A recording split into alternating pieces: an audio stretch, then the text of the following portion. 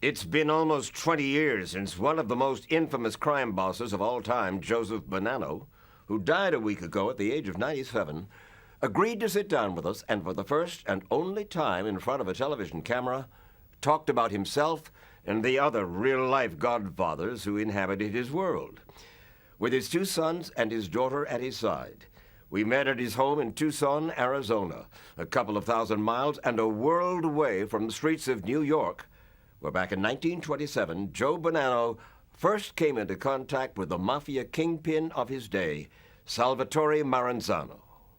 Your first hero? That's right. Was Salvatore Maranzano. Yes. But then you say he was said to be able to snap a man's neck with his fingers. And I say when I read that... That's a metaphorical. Well, it's quite a metaphor. Well, it's quite a metaphor. He also told you this. Man is the hardest animal to kill. When you aim at a man, your hands shake, your eyes twitch, your heart flutters.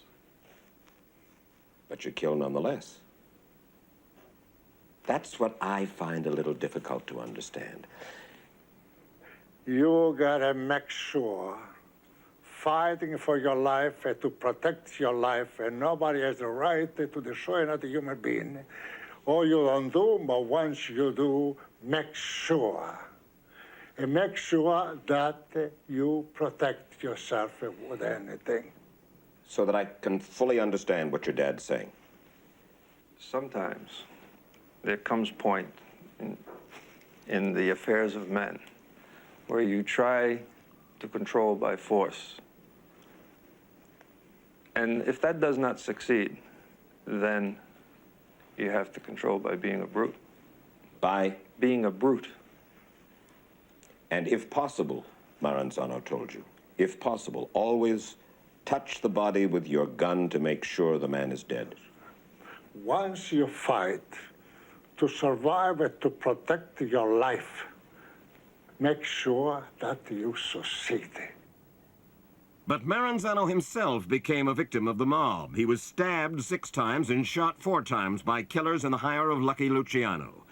And it was after Maranzano's death that the so-called commission was created, effectively the judicial and executive body of the mob. The first commission was composed of Lucky Luciano, Vincent Mangano, Gaetano Gagliano, Joe Profacci, and Joe Bonanno.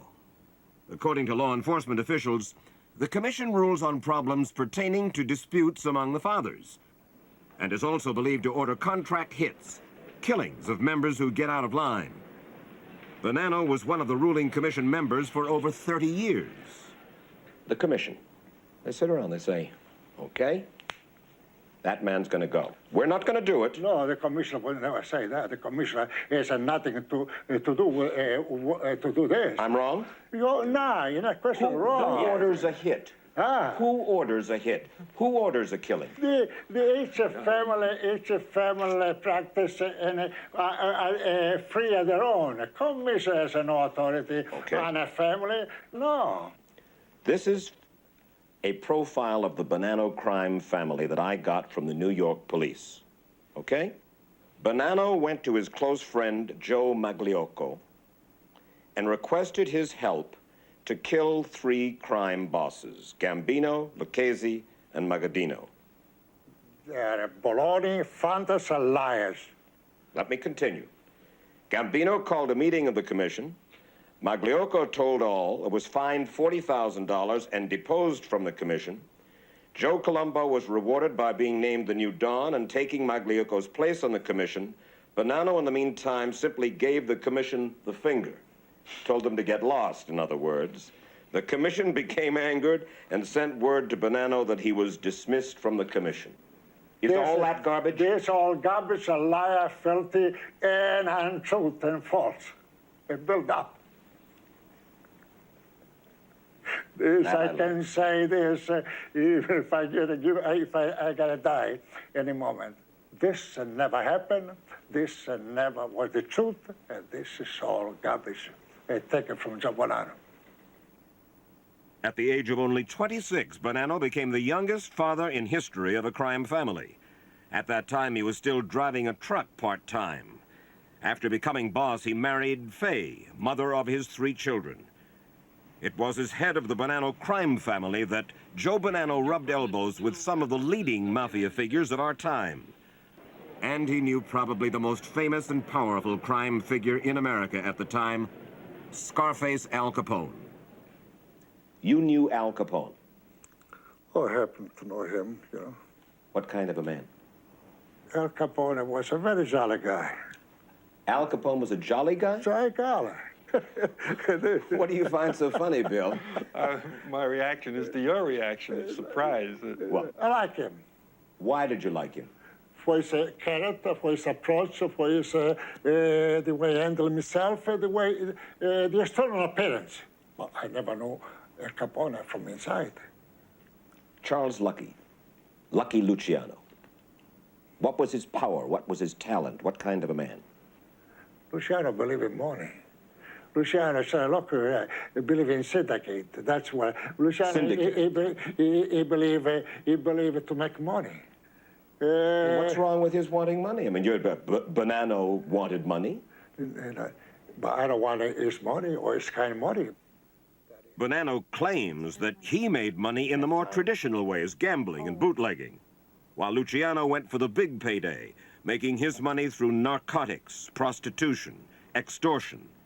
Here you have 2 young fellows coming up in the world, in their own world, seemingly from the same background. Bonanno and Luciano. And instantly having a conflict of philosophy, a philosophical conflict. And what basically was the conflict in philosophy? Luciano was an American product. An American and I product. was a Sicilian product. Right, that is the conflict. And the conflict boiled down to the Americans wanted everything to revolve around money, making money. And your father what? His whole life has been one of trying to live up to his own principles and his own traditions, which have come in conflict with the new tradition of this country.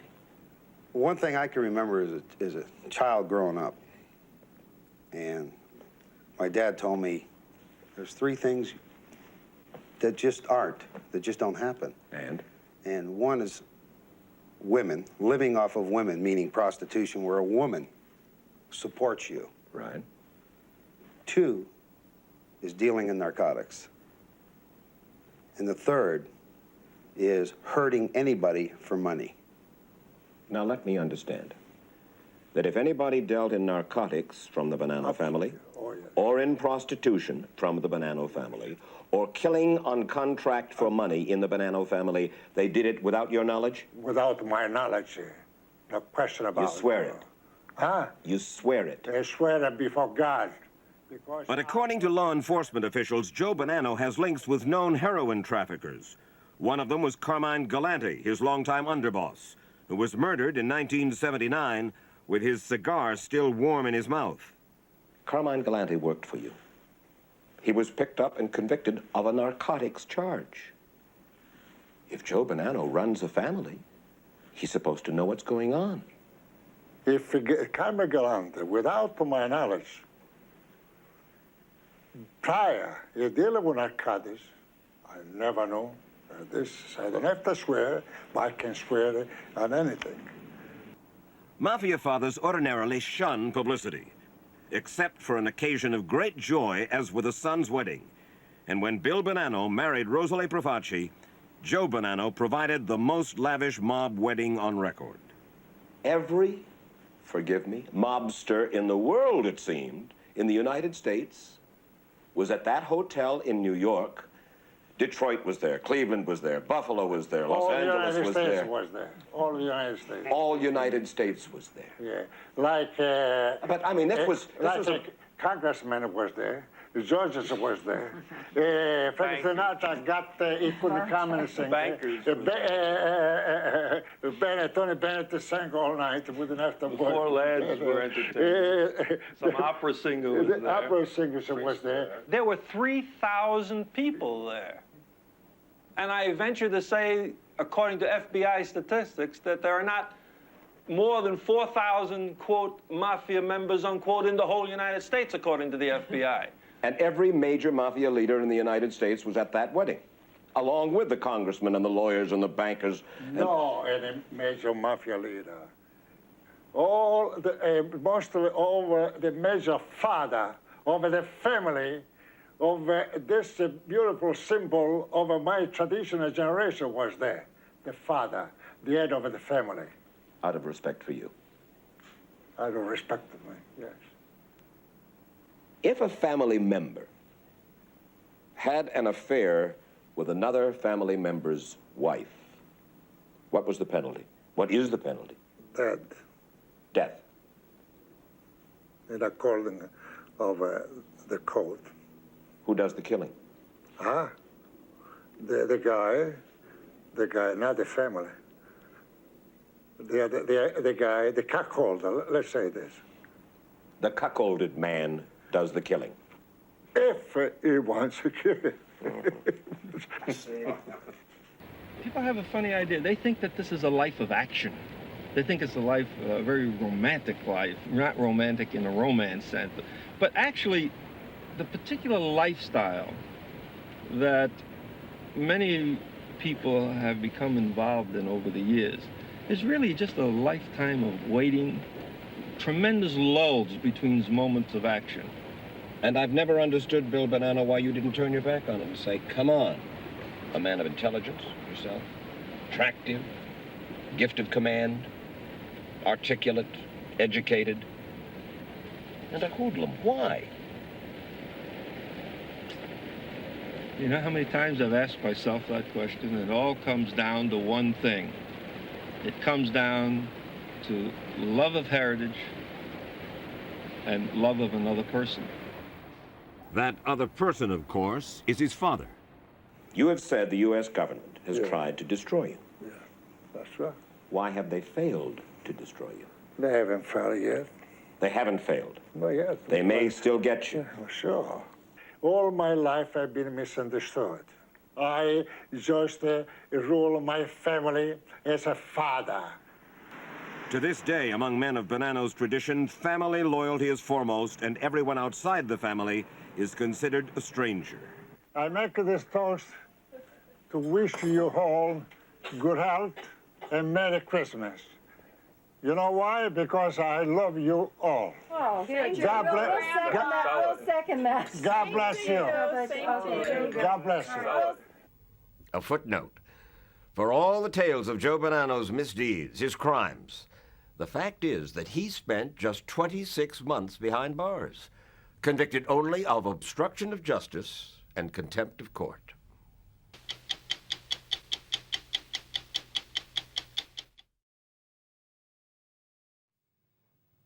Over the years, we have done our share of stories about police corruption, but none more outrageous than the one you're about to hear. It's the story of two New York City police officers who stand accused of being hired killers for the mafia. Stephen Caracappa and Louis Eppolito, two highly decorated former detectives, are set to go on trial next month, charged with the murders of 10 people, murders committed on the orders of a vicious mob boss. Tonight, for the first time, one of those detectives, Stephen Caracappa, who is free on bail, answers the allegations that he betrayed his badge and became a mafia hitman. How do you respond to that? Totally ridiculous. It's ludicrous. Anybody that knows me knows I love the police department. I couldn't kill anybody. I shot a guy once on a job, and I still think about it. Bothers me. If you're not involved, why did they go after you? I could come up with 100 different scenarios, but none of the scenarios make any sense to me myself. All I know is that I am here now, and I'm fighting for my life. I'm fighting for my reputation. I want to be vindicated of this, and I'm mad and I'm angry. For most of his 23-year career in the New York City Police Department, Stephen Caracappa was widely respected for his tenacity and savvy in cracking complicated cases. He rose from street patrolman to undercover narcotics officer to first-grade detective, receiving numerous commendations along the way. He helped create the prestigious Organized Crime Homicide Unit. His mission was to investigate the Lucchese crime family, but instead Prosecutors say that in 1985, Caracappa and his former partner Luis Eppolito actually joined the family and began working for its brutal boss, Anthony Gaspipe Casso. I have two detectives that work the major squad team for the New York Police Department. What were their names? Lou Eppolito and Steve. Steve, I can't. He's got a long last name. Kappa's. Caracappa? Yeah, Caracappa, whatever it is. I can't say it all the time. You know. Louis a big guy. He works out. Steve, a little small, skinny guy. I interviewed Anthony Gaspipe Casso in 1998 in prison, where he is serving a life sentence after admitting to 36 murders. He told me about the extraordinary relationship he had with detectives Caracappa and Eppolito. He also told his story to federal prosecutors, spelling out how, for a hefty salary, Caracappa and Eppolito would walk right up to Casso's enemies, trick them into believing they were under arrest, and then deliver them to Casso to be executed. That's exactly what Casso told us the detectives did to a young hood named Jimmy Heidel. They put him in the car. The kid thought they were taking him to the station house, but they took him to a garage. When they got him to the garage, they laid him on the floor. They tied his feet, his hands, cuffs, put him in the trunk of the car. After that, I killed the kid myself. At that time, I gave Louis and Steve, I think, $45,000 for them delivering them to me. You gave them a bonus for delivering someone to you killed? Right. Well, they wanted to kill him for me. I didn't even have to do that. They were going to get him, kill him, and throw him, do whatever I wanted to do with him. I don't know Heidel, never picked up Heidel. I never met Anthony Casso. I don't know Anthony Casso. Never paid by Anthony Casso? No, sir. Why would Anthony Casso lie? I don't know. To save himself, I would assume. But why would he use me? I don't know. Casso was, in fact, hoping to save himself and reduce his sentence when he first told his astonishing account to investigators 12 years ago. But prosecutors say they couldn't charge detectives Eppolito and Caracappa then because they couldn't prove his story. But now they have witnesses to many of the murders who corroborate what Casso had to say. Among them, Jimmy Heidel's mother, who told investigators that the detectives came to her house looking for her son a few hours before he was abducted and killed. And a garage worker who told authorities where to dig up the body of another man, Caracappa and Eppolito, allegedly buried here beneath this lot in Brooklyn. The most brazen crime former detectives Eppolito and Caracappa are accused of took place here along New York City's Belt Parkway. Allegedly, in broad daylight, the two detectives pulled over a car driven by a mobster named Eddie Lino. They flashed their badges and, according to prosecutors, shot him dead. I gave them $75,000. They killed him cowboy style. They pulled alongside of him. They shot him. They made him crash into the fence alongside the Belt Parkway on the service road. Right? Then Steve got out of the car, ran across the street, and finished shooting him, finished killing him in the car. I was a New York City detective for 23 years. We don't go around killing people. I did not kill Eddie Lino. I'm not a cowboy. Yeah, but I mean, being on the police force doesn't mean automatically I'm a good guy. No. There have been guys on the police force who have killed. Yes. So that doesn't, that's not a good answer for me. Well, to say I didn't do it because I'm on the job. No, it's my answer. It's my answer because I have pride in myself, Mr. Bradley. I wouldn't do that. Put my life in jeopardy, my family, disgrace the badge, disgrace the city, take everything that I'd worked for my whole life and throw it away and kill somebody in the street like a cowboy? It's not my style. It's not me. If you thought you wouldn't get caught? Get caught. Everybody gets caught. And the person who did this is going to get caught. Caracappa says he's also speaking for his friend and co-defendant, Luis Eppolito, who declined our request for an interview. He's not the monster that the newspapers portrayed him to be. We'll put up the evidence to show that we couldn't have done these crimes. We just couldn't have done them. But prosecutors say Stephen Caracappa left a paper trail, a key piece of evidence, proving he used his position to access police department computers and funnel confidential information to Anthony Casso about the whereabouts of his enemies. One of them was a mobster named Nicholas Guido. Investigators say Caracappa ran that name through his computer, mistakenly came up with an address for the wrong Nicholas Guido, and a few weeks later, it led Casso to kill an innocent man. I don't remember running Nicholas Guido in a computer, but if they have a printout saying I did, I probably did. I ran countless of names in the computer. So you're saying it's just a coincidence that a month after you ran the name of Nicholas Guido through the computer, that a month later, a Nicholas Guido, an innocent man, was killed, shot to death? I don't know if it's a coincidence, but if I did anything and I had to run a name, it's down on paper and it's documented why I did it. And who you did it for? And who I did it for. And I definitely didn't do it for any wise guy. Stephen Caracappa's lawyer, Ed Hayes, argues it would have been implausible for a first-grade detective like Caracappa to make such a rookie mistake. If he had been looking for the right Nicky Guido, it would have been easy for him to find him. It's practically impossible to me to assume that he would have made this mistake, because he has based his whole career on avoiding that kind of mistake. Assuming you're going to kill people for money, you want to kill the right guy, not the wrong guy. Otherwise, you got to kill two people for the price of one, right? Maybe he was just sloppy. Yeah, maybe he made a mistake, or maybe he didn't do it.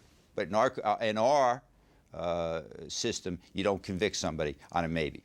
While that may be, prosecutors have also obtained information from a former top associate of Anthony Gaspipe Casso named Burton Kaplan, a convicted narcotics trafficker who claims he personally paid detectives Caracappa and Eppolito when they committed murders for Gaspipe Casso.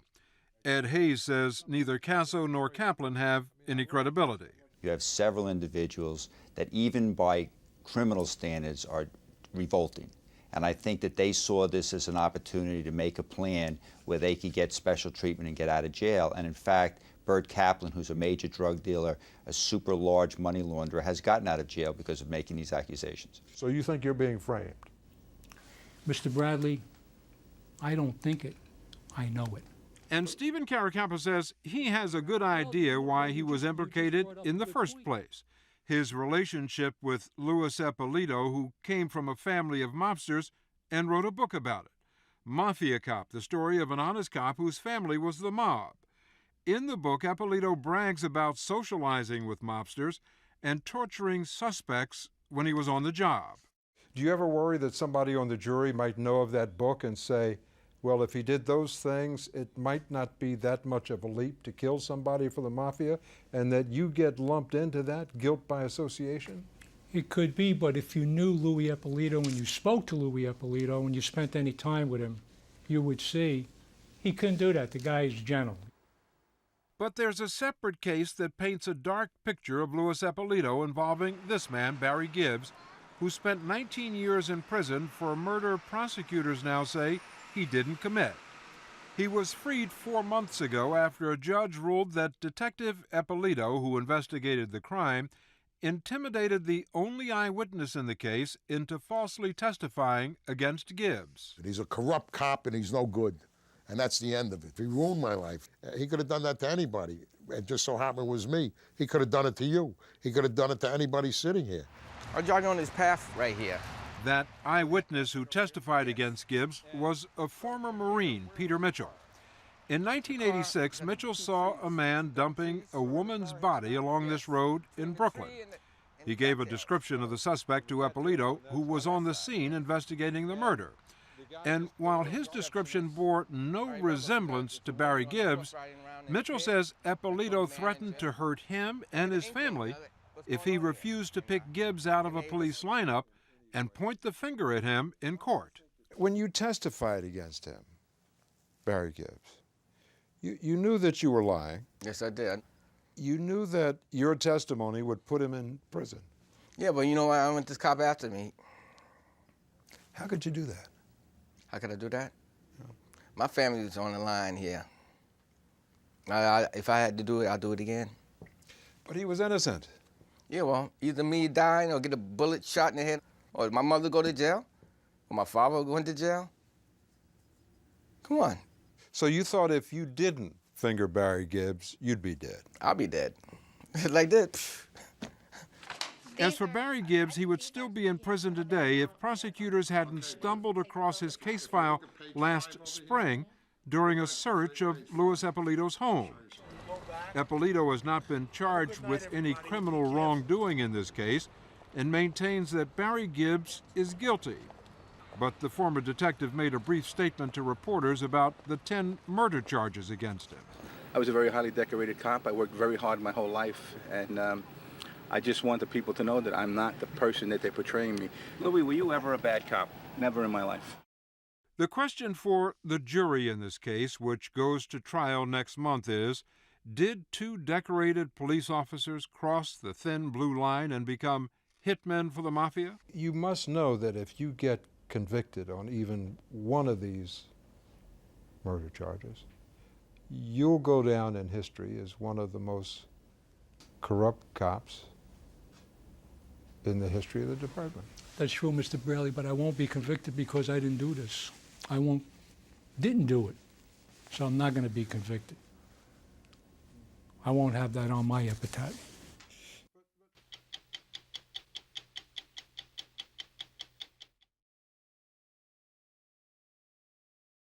Michael Bluetrick is not a name you'll recognize, but the feds consider him to be one of the best civilian informants they ever had against the mob, as well as one of the unlikeliest.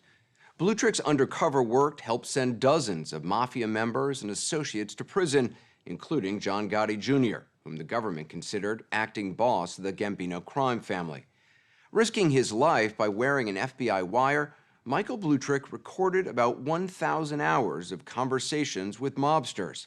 But what happened to him after he cooperated with the FBI is as surprising as how his story began, which you'll hear him tell in full for the first time.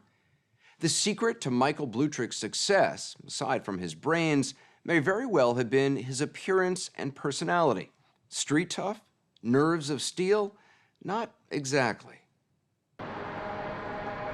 It would be hard to find someone who looks less suited for the job of mafia informant than Michael Bluetrick. When I first saw you walking down the street, I literally said, "That's the guy." Thank you very much. No, I mean, you were probably the unlikeliest informer. Yeah, and I think that's what worked in my favor. I didn't think I had the courage. I don't think they thought I had the courage. Unlike most informants, Bluetrick wasn't a member of any organized crime family. He was a well-off Park Avenue lawyer. I was running a law firm during the day. I was going out at night with the FBI. I'm dealing with mafia people. I'm making up stories about where I'm going and why am I going. How'd you keep all the lies straight? A lot of lying. Because, most of the stuff that we were telling the mafia were just invented stories to get them to talk. Michael Bluetrick was in a unique position to inform on the mob because he was being extorted by them for money. Back in the 1990s, he owned a blockbuster strip club, Scores, a playground for bankers and businessmen with fat expense accounts. The mob demanded a share of the profits. How much money was the club making? At its zenith, maybe, $400,000 a week. Almost $500,000. Right. It's a lot of money. Yes, sir. At Scores, there were lines outside the door and celebrities and professional athletes partying inside. The New York Rangers came to Scores on the night they won the Stanley Cup, filled the Stanley Cup with champagne and shared it with everybody and then left the cup. They left the Stanley Cup there. They got drunk, they left the cup. Michael Bluetrick says the mafia showed up as he was opening Scores on this block in New York's Upper East Side neighborhood. And it's not one of these tough guy thuggy approaches. It's more like a friendly approach. I want to save you from having a problem. You got to be protected. So they're doing you a favor. That's exactly right. So I went along, not realizing that when you let the door open and the lion comes in, he doesn't settle for what he asked for. You gave him a finger and they'd take an arm. No, they wouldn't have been happy with an arm, maybe upper torso. This is Steven Sergio, who, according to the FBI, was an associate of the Gambino crime family. He was the first extortionist to push his way into Scores. What was your job at the club? I didn't do no accounting work. I didn't do any scheduling. I didn't do anything. But I was there to make sure everything went smoothly. You are an imposing guy, though. Sergio considered himself an entrepreneur. He didn't just take money from Michael Bluetrick. He took a cut from almost everybody who worked at the club. The dancers, the DJ, the busboys, the janitor. His take added up. It was $1,000 a week. It became $20,000 a week. So how did it work? You go to the liquor salesman and say, you want to keep selling liquor to this club? Very, very, very friendly. You give me a cut. Yes. Steven Sergio was such a strong presence at Scores, he could hire and fire people at will. Take the case of the club's accountant who got in Sergio's way. He was trying to keep an accounting of me instead of keeping an accounting of the club. So Sergio simply replaced him with someone he could control. A certain person applied for a busboy job, and I doctored it into making him the in-house accountant. Did he have any bookkeeping experience? Absolutely none. He was totally incompetent. In 1996, the FBI got a tip about the extortion and conducted a raid on Scores.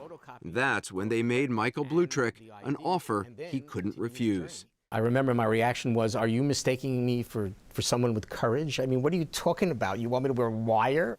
But Michael Blutrick didn't have much choice. He wasn't just a club-owning lawyer being extorted by the mafia. He was also a crook, and the FBI knew it. He opened Scores with money he'd stolen from the National Heritage Life Insurance Company in Florida. Blutrick and a few partners bought the insurance company in 1990 by writing a bad check, then went on to bilk nearly 26,000, mostly elderly policyholders, out of their life savings. Ultimately, it was a theft of $440 million, one of the biggest white-collar crimes in U.S. history. It was easy money, and I can never have a greater regret than going down that road. I mean, how stupid could I be? They got control of the insurance company, and they looted it. And they were former FBI investigator Joe Judge and former Assistant U.S. Attorney Judy Hunt had discovered the scam and were building a case against Blutrick and his partners in Florida. I mean, they truly were New Yorkers who believed that us people down in Florida were just too dumb to figure out the convoluted schemes they had put in place. I'm not making excuses. I'm not defending myself. I sometimes tell people I went to the dark side. You got greedy. I got greedy. Michael Blutrick figured if he cooperated with the FBI against the mafia in New York, Florida authorities would have to give him a break on his crimes there. The whole inducement was come on board, become part of the government's team, and you will be redeemed. You basically explained to Michael, you have no choice. There's no way out. New York FBI agent Bill Reddy, who knew all about Blutrick's problems in Florida, had him under surveillance for months before developing him as an informant against the mob. He was nervous a lot. He always needed constant reassurance. Would he call you a lot? All day long, he'd be calling you. Oh, yeah. And it would start in the morning and it would continue throughout the day, right until my head hit the pillow at night. In 1997, Reddy and the FBI used hidden cameras in Blutrick's offices to record meetings with all manner of suspected mobsters. The cameras captured Blutrick handing over envelopes of cash and alleged mob associates bragging about crimes. I beat him so bad, bangs in his head, everything else, blood everywhere. I don't want to win. They also recorded some not-so-subtle threats, here to Blutrick's partner by alleged Gambino associate Michael Sergio. Take care of yourself, all right? Don't worry about your health, you'll be fine. You know, you look at the tapes, and some of the guys you're dealing with, I mean, they're out of central casting. You're absolutely correct. I mean, and sometimes I would just laugh inside, to say, well, look what my life has become. They would come in with the jewelry and the sweatsuits, and they'd sit down. Hey, so good to see you. What's going on, man? But the office wasn't the only thing the FBI bugged for sound. Michael Blutrick wore a wire for 11 months. It was a clunky audio recorder strapped to his inner thigh. Back in those days, our equipment was archaic compared to what's out there now. What we would use is, we call it an F-Bird, which stands for, FBI recording device. F-Bird? F-Bird, yeah. And they duct taped the F-Bird to my leg. And it's not exactly high tech. Well, no, I'm saying, what's going on here? This is how they do this? I mean, they don't do it in the movies this way. You don't see James Bond having duct tape wrapped around his leg. So this is how we do it. And the other problem is the F-Bird gets really hot. So as I'm doing the first night, which was hours and hours and hours, my leg is like a skillet. I mean, it's burning. And, I'm trying to be pleasant and nice and natural, and it's killing me. The first night he wore the wire, he went to dinner with alleged Gambino family associate Michael Sergio. Blutrick successfully prompted him to boast about his mob connections, describe crimes, and name names. And he's talking about all these different people, and at the end of it, we go back to the office for the debriefing, and the first words out of their mouth was, "That was great, except we got to do it again because the recording device failed." My initial impression is, again? You want us to do the same thing again? Don't you think he's going to find that a little odd? Nah, it'll be fine. It'll be fine. Blutrick did go out again and again. In total, he recorded about 1,000 hours of conversations, mostly in restaurants over long dinners. The FBI had given us a password that if we uttered and they heard, they would come crashing through the windows to save our lives. What was the password? The password was, "I think I'm going to puke." To which I said, "What?" That was the password the FBI decided to give you. That was their I said, "Listen, can't we do if you said, 'I think I'm going to puke'..." They're coming in. It was dangerous work. There were several times mobsters surprised him and patted him down, nearly discovering his recording equipment. I mean, I had guns taken out, brandished in front of me, put to my head, threatened in every which way you could be threatened. What kept you motivated? If I did all this for the government, the reward was plain. I would not see the inside of a jail cell. With Michael Blutrick's help, in 1998, we have today unsealed 4 federal indictments. The Department of Justice was able to indict dozens of alleged members and associates of the mafia, including John Gotti Jr., who the FBI considered the acting boss of the Gambino crime family. It was a huge success, and former prosecutor Art Leach says much of the credit goes to Michael Blutrick. In the pantheon of informants, where was Michael Blutrick? He would be in the scale of extraordinary. No one like Michael Blutrick. 10 times better than the best. Art Leach investigated organized crime for the U.S. Attorney's Office in Atlanta. Blutrick was his star witness against the mafia in a related case there. He is a trained lawyer, and a good lawyer. He understood what kind of evidence was necessary in order to make these cases, and he just worked his way towards it. It's easy to underestimate him, but exactly. But he shouldn't be underestimated. And they did underestimate him, and they paid mightily for it. But Blutrick's hands were not completely clean either. Before he began cooperating with the FBI, he also had committed crimes in New York. At the end of the investigation, federal authorities brought 7 counts against him, including racketeering, tax evasion, and receipt of obscene materials. Michael Blutrick pleaded guilty, but did no prison time because of his cooperation.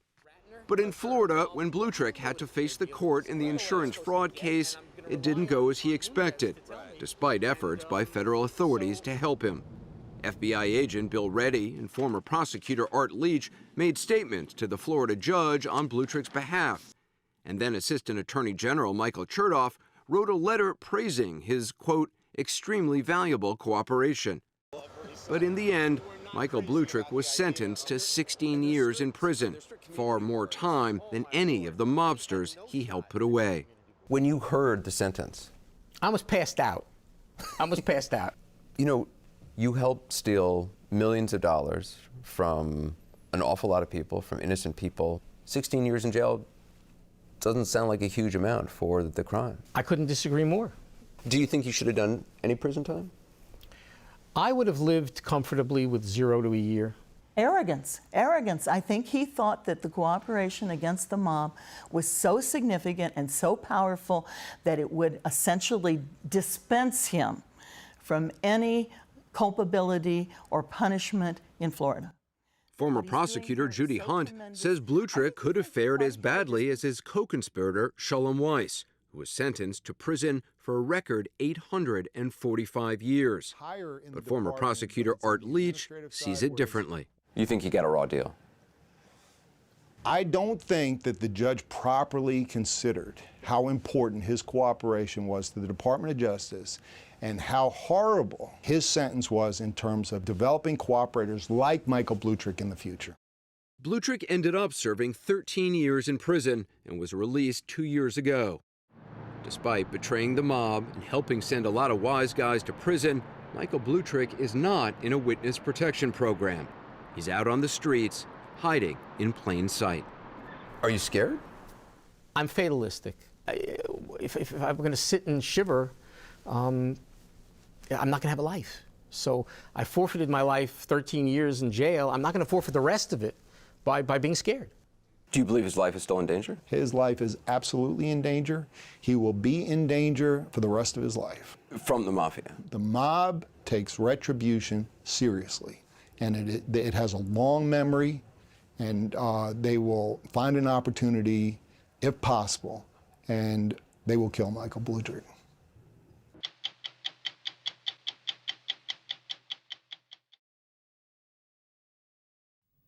About the only place the mafia is doing well these days is in the television ratings with The Sopranos.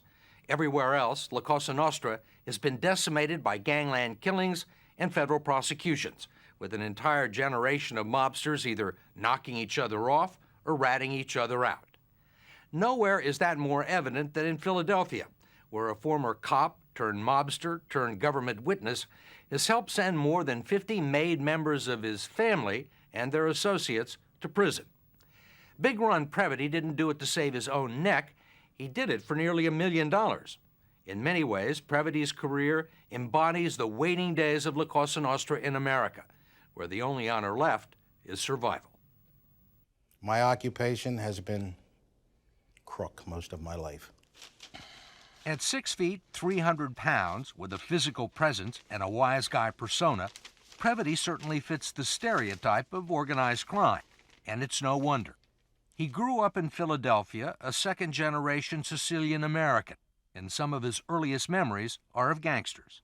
I used to see guys that were bookmaking, doing things, driving Cadillacs back then. They used to wear the fedoras, and I guess that's what I aspired to be, so to speak. I didn't want to be an astronaut, you know. You wanted to be a gangster? I wanted to be in that world. I wanted to, it's a shame to say, I always wanted to do wrong. And he did. Even when he was in the Air Force, he was a petty thief and black marketeer. And as a member of the Philadelphia police force, then known for its corruption and brutality, he fit right in. I was a crook in the police department. I robbed everything I could. But by the same token, I liked making arrests, too. I got accommodations. I had a good work record, except I was a crook. But most of the people I worked with were crooks. Really? I never learned about crime till I went in the police department. I always said that I really became an adept thief when I went in the Philadelphia Police Department. He learned how to shake down pimps and drug dealers, collect payoffs from bookmakers and mobsters, pocketing thousands of dollars a week in addition to his regular paycheck. It was a nice life. It was good. And plus I had the badge. I couldn't get in any trouble. So why'd you quit? Well, I don't think I quit. I think it was a mutual thing. I wore out my welcome, so to speak. So you left by mutual agreement, the Philadelphia Police Department. What did you do next? I think the next legitimate job I had was at the casino in Atlantic City, Tropicana. And what was your job there? Security. Fox in the hen house. It was 1981. Gambling in Atlantic City had just been legalized, but there was still plenty of opportunity for the enterprising criminal. He stole truckloads of furniture and bar supplies out of the casino's warehouse, cleaned out the guest safety deposit boxes, and ran poker games and prostitutes out of unoccupied hotel suites, making what he calls big money. What are we talking about? The end result was millions. I took millions from the casino. Did the hotel know that you were taking the money? Well, they couldn't prove it, you know. His success attracted the attention of two powerful organizations, the mob, which wanted tribute in the form of $500 every week, and the New Jersey State Police, which offered him income in exchange for information about the criminal underworld in Atlantic City. So did they give you like an envelope full of cash every week? Yeah, I used to meet them somewhere, and they'd bring me the cash. It's almost like they were paying you tribute. Yeah, I guess they were. But don't forget, I'm giving them information, too. Yeah. They can't operate without informants. When you developed this relationship with the state police, did they tell you got to go straight? Listen, they didn't recruit me in the seminary or at the parish hall. Why would they want me to go straight? What kind of information are they going to get from me if I go straight? By the mid-1980s, his lucky streak at the Tropicana had run out. They actually paid him to go away. And for the next 6 years, he ran his own criminal enterprise with a crew of old buddies from Hamilton, New Jersey. He recalls those days as the happiest of his life. I was just like a general practitioner of crime. I didn't specialize in anything. Did you ever go to prison? No, not really. How'd you avoid that? I guess I was smart. I used whatever I could to stay out. I used whatever connections I had. Because you're a criminal doesn't mean you have to go to jail, you know? Only the bad ones go to jail. Only the stupid ones go to jail.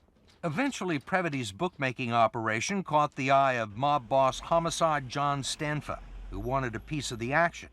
By 1993, Previty was such a big earner for the Philadelphia mob, Stanfa made him his personal driver, enforcer, and a made member of La Cosa Nostra. All of a sudden, you got a lot on your plate. Got a lot on my plate. Too much on my plate. Extortions, bookmaking, attempted murder, beating people up. I mean, it was a full day of crime from morning to night, you know? You talk about debt collection, intimidation. What would you do to people?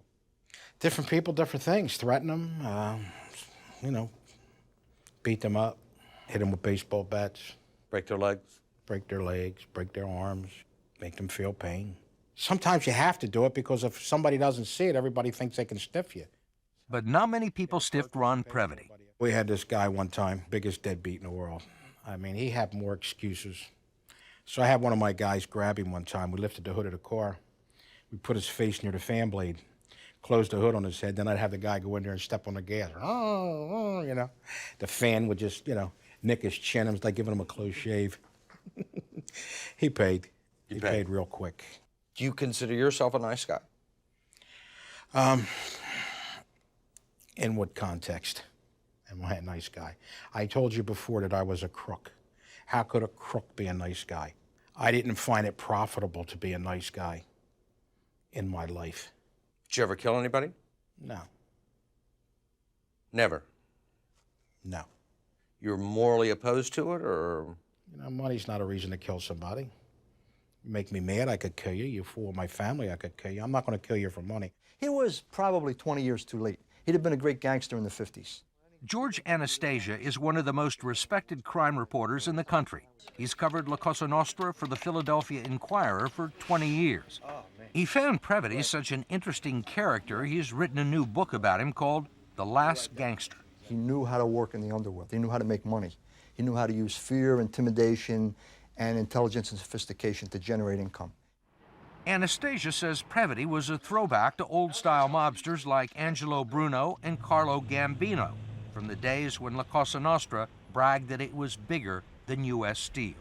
In a lot of ways, Bruno in Philadelphia, Gambino in New York, they probably, in another time, in another place, could have been the CEO of a company. But, you know, the best and the brightest in the Italian-American community are not gangsters anymore. They're doctors, they're lawyers, they're entertainers or whatever. And so you're scraping the bottom of the gene pool. Perhaps the best example was Skinny Joey Merlino, a particularly vicious mobster obsessed with his own public image.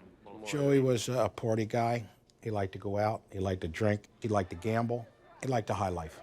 Merlino patterned himself after New York City's John Gotti and seemed more interested in making headlines than making money. He invited TV crews to his annual Christmas party for the homeless and was a regular fixture at the city's nightclubs, restaurants, and sporting events. Joey always was calling attention to himself, and he got under the skin of law enforcement. If Gotti was GQ, these guys were Details or Maxim, you know, the MTV gangsters. Very, very attuned to the media. They liked the media attention, and it all contributed to their downfall. To top it all off, Previty says Merlino and his associates weren't very good at what they did. They weren't gangsters, they were crooks, thieves.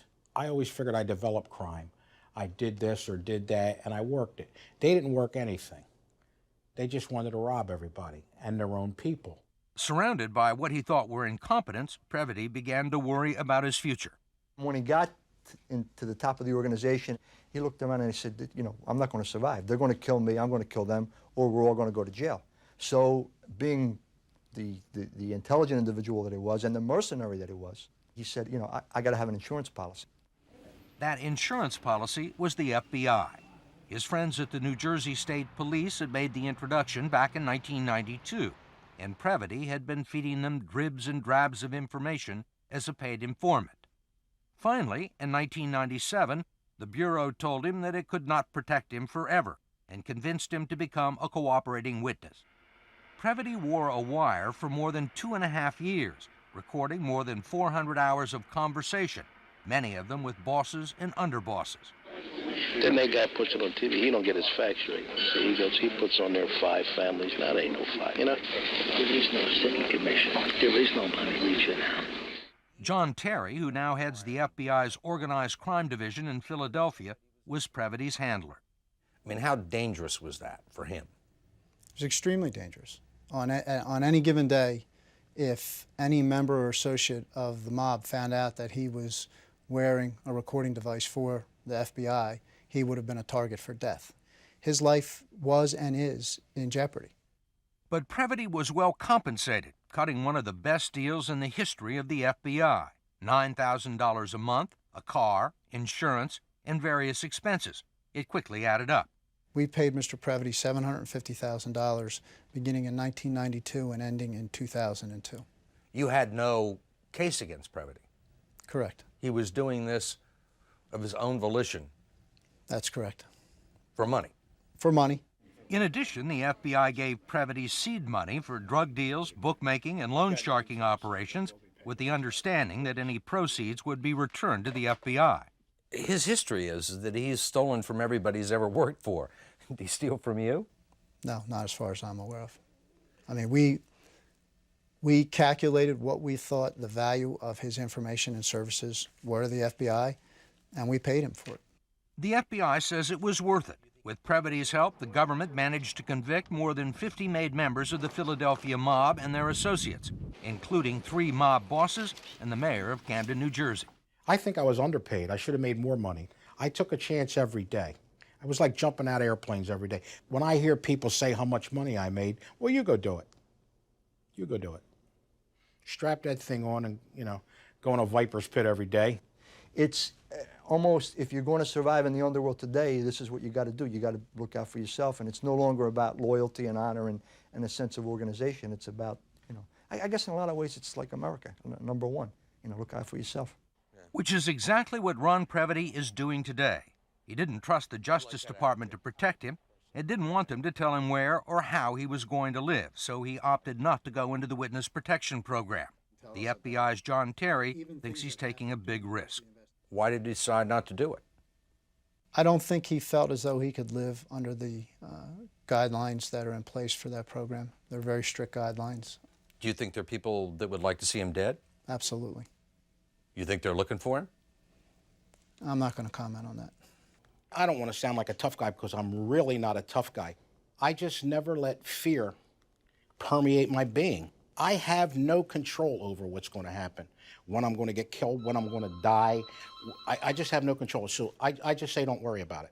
Have you ever felt loyalty to anybody? Me. Every time I shave, I feel really loyal.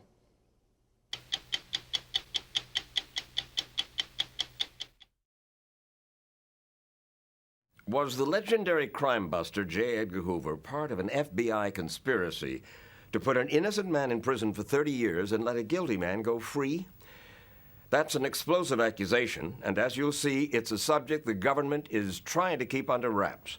Even worse, did J. Edgar Hoover himself, head of the FBI for almost 50 years, sit on evidence that would have freed the man? The case has become the centerpiece of a congressional investigation into alleged corruption and misconduct in the FBI, and what they've already found so angered them that the Congress delivered a subpoena to Attorney General John Ashcroft, demanding documents they hope will explain just why the FBI purposely hid evidence that cost this innocent man, name of Joseph Salvati, his freedom. It's just unthinkable that that could happen in America. Joe Salvati and his wife Marie are going to testify today. A disillusioned Dan Burton, Republican congressman, chairman of the House Committee on Government Reform, says this case has destroyed his faith in a man he once revered. I always thought J. Edgar Hoover walked on water when I was a kid.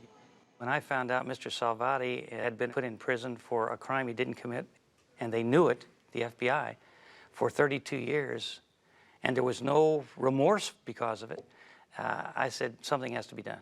The government stole more than 30 years of my life. Joseph Salvati spent those stolen years in prison, falsely and maliciously accused of murder by this man, Joseph the Animal Barboza, a contract killer for the mob who became an unlikely star witness in the FBI's war against the mob. Joe Barboza was an assassin. He was a hitman for the mafia. Jim Wilson, chief counsel for Burton's committee, has spent the past year investigating why the U.S. government would make a deal with the likes of Barboza. Everybody in New England knew exactly who he was. They knew that he killed people, and he killed people for fun. What could he offer the FBI? That they would permit him to commit murders and lie on the stand in the name of justice. Well, I think what he offered was what they wanted. And what they wanted back in the 60s was to break the back of the mob. J. Edgar Hoover, embarrassed after insisting for years there was no such thing as the mafia, suddenly became a man on a mission to bring down organized crime. And with one witness, Joseph Barboza, the FBI thought they could do it, at least in New England. Barboza, facing life in prison as a career criminal, was eager to make a deal.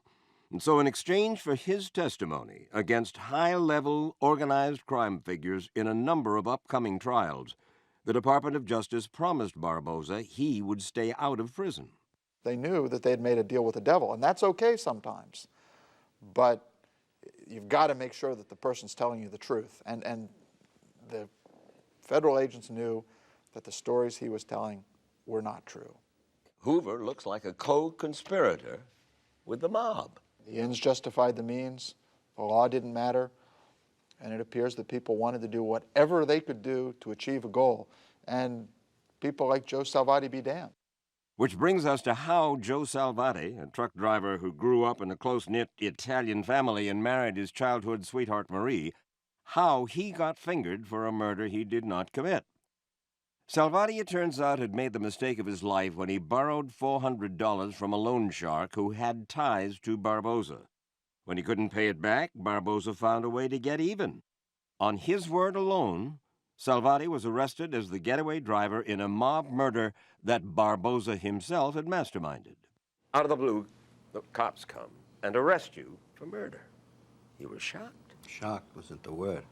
They had to sit me down, and you know, I was numb.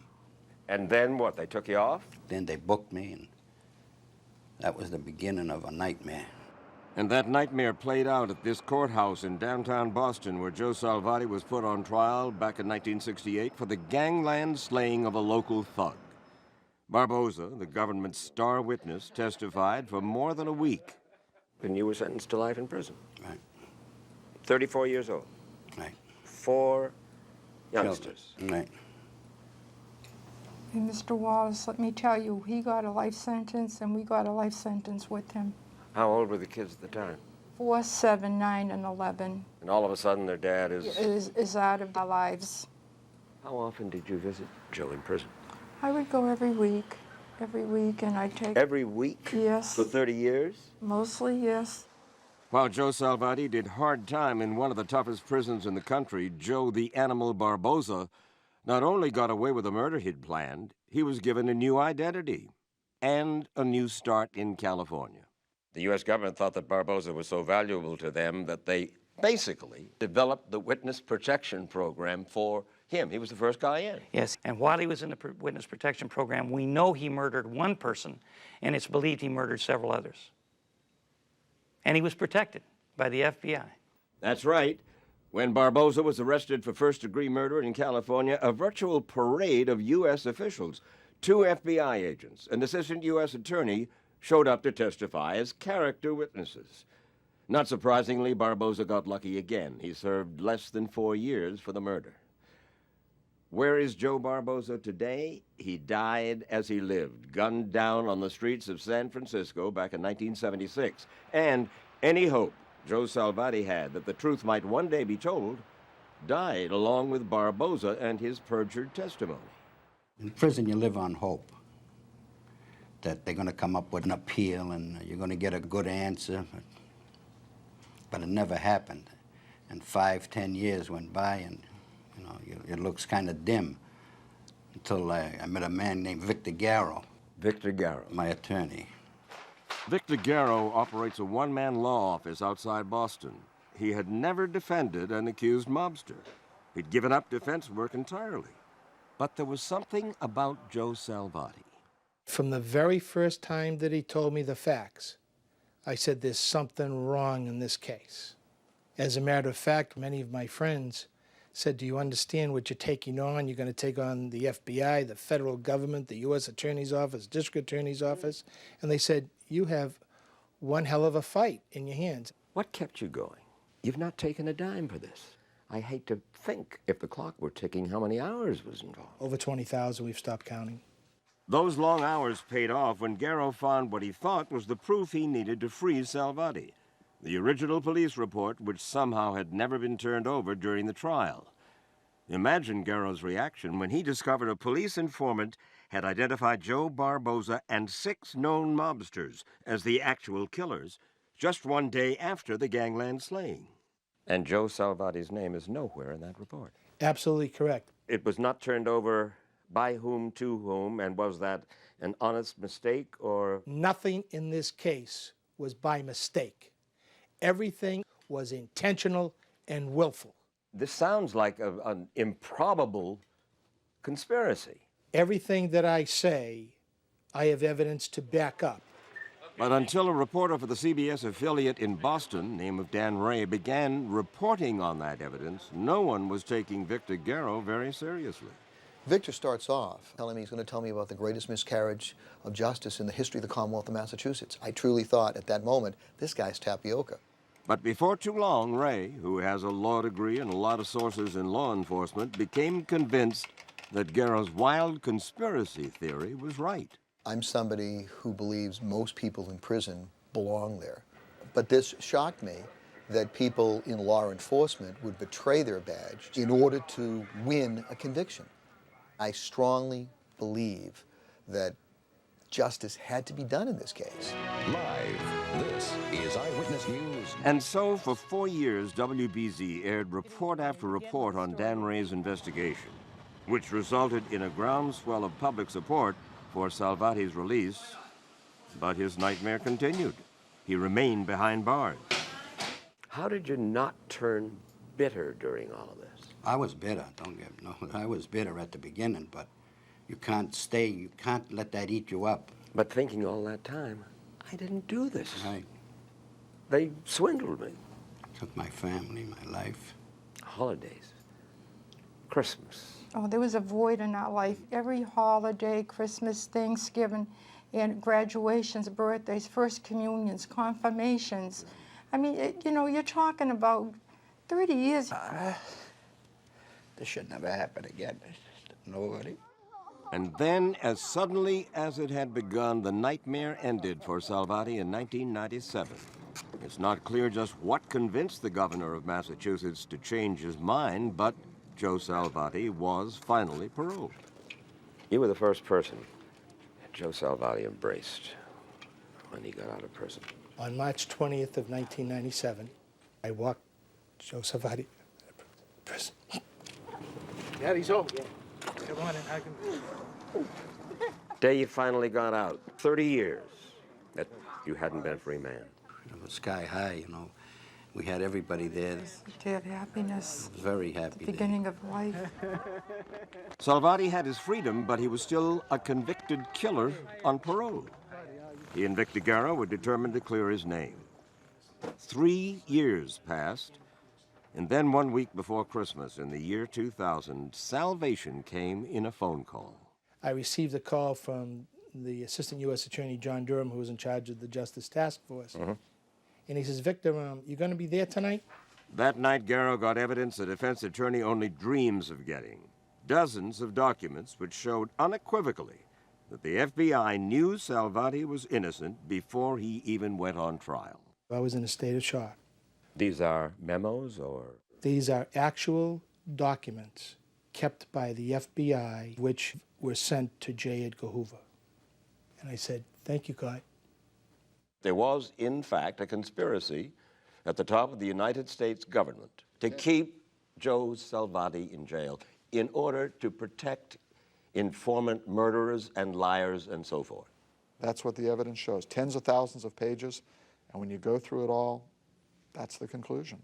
And J. Edgar Hoover presided over all of this. From what we've seen, he was kept informed of what was going on an almost daily basis. I've seen some of the documents to the director, and using names, places, dates, events. So he had to know. It's a shocking thing.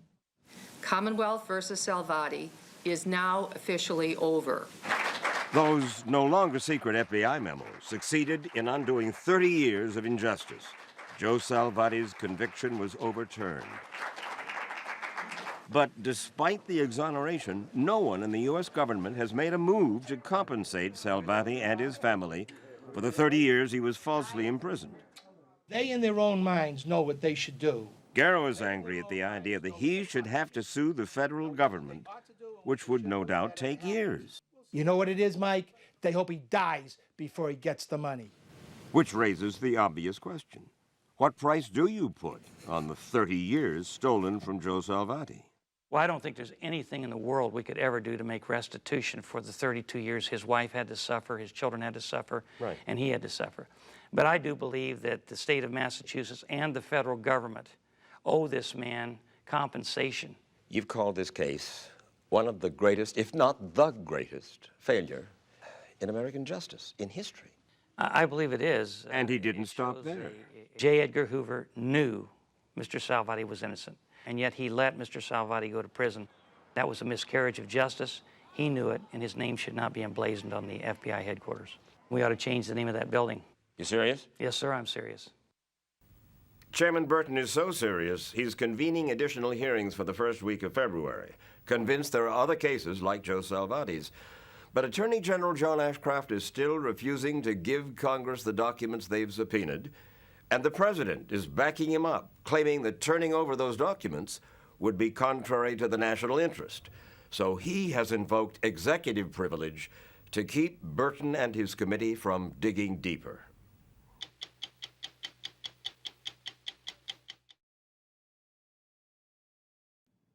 Linda Vecchio was a highly decorated FBI agent who helped put some of the Mafia's most notorious leaders behind bars. He's also one of the few FBI agents ever charged with murder. It was his relationship with a violent mob informant known as the Grim Reaper that got him and the FBI in trouble. He's telling the story for the first time in a new book and to us tonight. It's rare to get an inside look at the shadowy world of informants and their handlers. It's rarer still to hear an FBI agent describe a brutal mafia killer as his friend. But that is exactly what Linda Vecchio told us. He says his informant's information helped cripple the mob. To get it, however, DeVecchio has been accused of making a deal with the devil. I didn't make any bargains with the devil. I wasn't dancing with the devil. I was dancing with a guy that was very close to the devil. He was a tough guy, but that was what they were paying me to do. I got close to members of organized crime so we could eliminate them. Do you feel like you walked up to the line? Yeah, sure, I got close to it. I freely admit that. In the 1980s, the Mafia was a big problem in New York City, and this was as close as law enforcement often got. Surveillance footage taken outside a mob hangout called the Wimpy Boys Social Club in Bensonhurst, Brooklyn, an area then controlled by the Colombo family.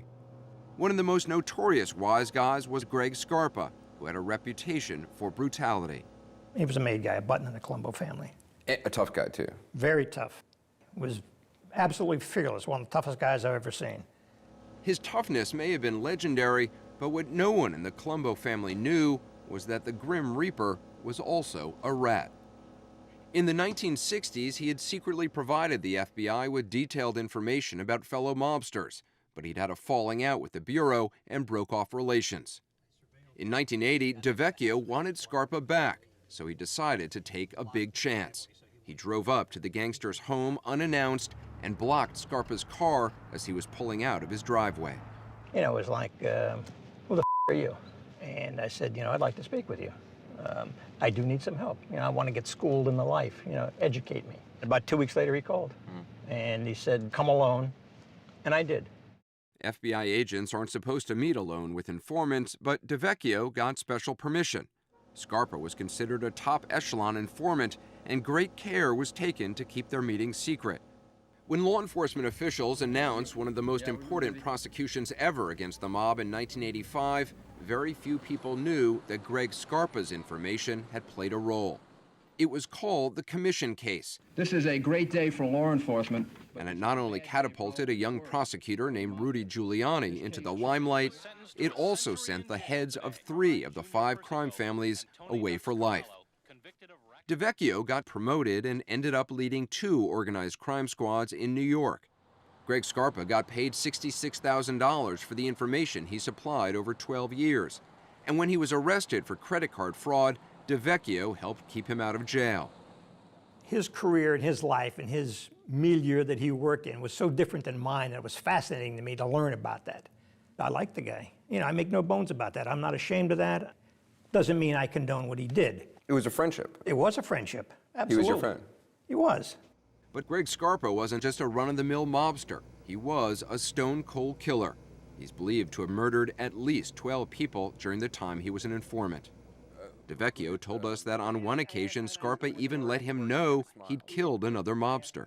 There was a body found in Brooklyn one day. I said, who did the work? Who did the murder? Who killed him, yeah. And he smiled. What did that smile tell you? A smile told me he did it. He didn't tell me he did it, but I knew him well enough that, you know, he gave me that knowing look like, I did it, you know I did it, and I'm telling you I did it, but I'm not telling you I did it in words. When he smiled and you thought, okay, it means he killed that guy, is that something you would investigate? No, no. The guy was dead. I mean, as callous as that may sound, the person who's dead is not going to bring him back. Ellen Corcella was a federal prosecutor who worked on cases with Linda Vecchio's squad. You are absolutely not supposed to keep an informant on the street that is killing people. Even if that person is giving you valuable information, which may have other arrests as a result of it? And the question I would put to your question is, when is it valuable enough information that you let people continue to kill other people on the street? In 1991, a war started between two rival factions of the Colombo family. Greg Scarpa is believed to have killed more people than anybody else. The whole time you're meeting with him during the war as an informant, he's also going around killing people. Yes, he is. That's correct. And did you know that at the time? Sure. I knew that because I knew the guy he was. But if you know the guy you're talking to stop the war is actually the guy who's conducting the war. He wasn't the only one conducting the war. Everybody was shooting everybody. I think that it became more valuable to him to have this informant on the street than it was to pursue other law enforcement goals. So you think DeVecchio was protecting Scarpa? Yes. Protecting him, she says, by giving Scarpa sensitive law enforcement information. Prosecutors first became suspicious when Scarpa's son, who was also involved in organized crime, went on the run just before he was going to be arrested.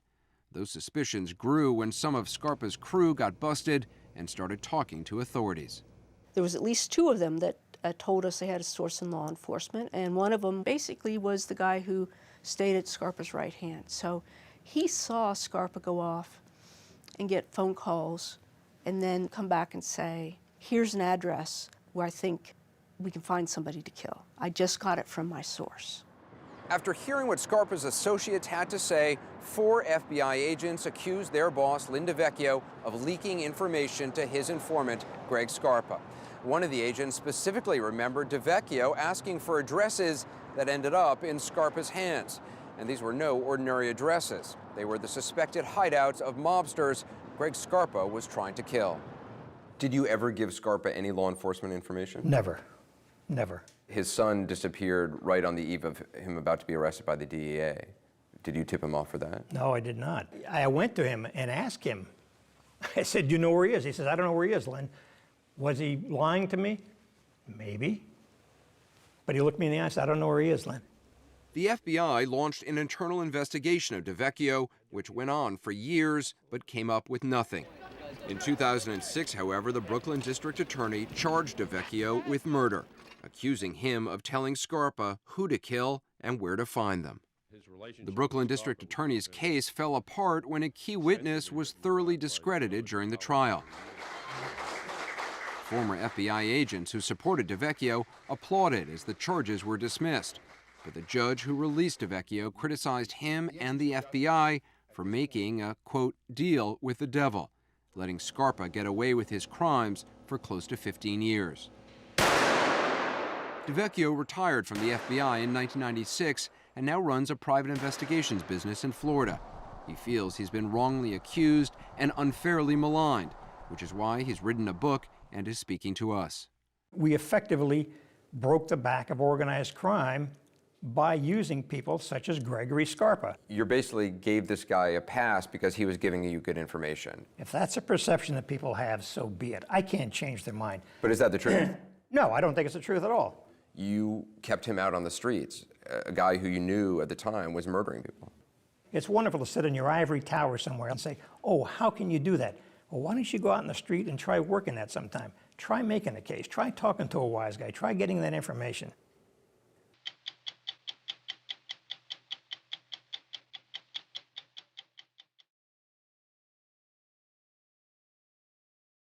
In the early 90s, John Veazey was a man with an unusual occupation. He killed people. Veazey was a hitman in the Philadelphia Mafia and found himself smack in the middle of the bloodiest mob war in the city's history. As is often the case with hitmen, Veazey's career was a short one. When he learned his own crew might want to kill him, he became a government witness, a rat. His testimony helped send 24 wise guys to prison, some for the rest of their lives, and the Philly mob would never be the same. Today, the one-time killer is a free man, living under an assumed name somewhere in America. We've agreed not to divulge exactly where. He's married, has a good job, and says he's found God. But back in his old South Philadelphia neighborhood, not everyone believes John Veazey's story of redemption. They say he's still the same low-life thug he was 20 years ago, when the mob made him an offer he couldn't refuse. In 1993, you were an ex-con, a laborer, and a guy walks up to you and offers you $10,000 to do what? Kill a guy. Were you interested? I just said, yeah, where's the gun? That casual? Yeah. He said, take some time to think about it. I said, just take some time to get me the gun and let's get it done. That's how it was for John Veazey, one bad choice after another. He grew up in the mostly Italian neighborhood of South Philadelphia, home to the city's underworld. He was the youngest of 5. His mother sold crystal meth out of her family's bakery. By his mid-teens, John was a junkie and the father of 2. By his late 20s, he had been arrested more than 60 times. He says he never aspired to join the mob, but the promise of a big payday got his attention. I mean, you get $10,000 and you never have no money. They were offering you money to take somebody's life. But my question to that is real simple. How many poor people are being offered $10,000 to kill somebody? But that's not an economic issue. That's a moral issue. It's moral if you have morals. You had no morals. Correct. None. In the early 90s, the Philadelphia mob was at war. Blood and body bags routine. On one side was a group of older, Sicilian-born wise guys led by John Stanfa. On the other, younger American mobsters headed by Joey Merlino. For 30 years, George Anastasia covered the mob for the Philadelphia Inquirer. He says a young, streetwise thug like Veazey was the kind of muscle John Stanfa needed. Stanfa was getting an enforcer. Stanfa was getting a guy who wasn't afraid to go out there and bust heads. He was getting a guy who would go out and collect money, who would go out and intimidate people, and who would go out and kill people if he was ordered to do so. John Veazey's first hit was in broad daylight. The targets? Rival mob boss Joey Merlino and his top lieutenant Michael Ciancaglini. Veazey and a partner drove up on the pair, hit the brakes, and opened fire. Was your heart racing as you were coming down the street? Well, I didn't really think like that. I was going to work, and part of my work that day was to kill somebody. Joey Merlino survived the attack, but Michael Ciancaglini was killed. One name off the boss's hit list. How many names on the list? 25, 35, maybe. If you see one of the guys on this list on the street, you take him out. Yeah. 1 month later, Veazey struck again. The victim, identified as Frank Baldino, was getting into his white Cadillac after having dinner at the popular Melrose Diner in South Philadelphia. Bullet casings all over.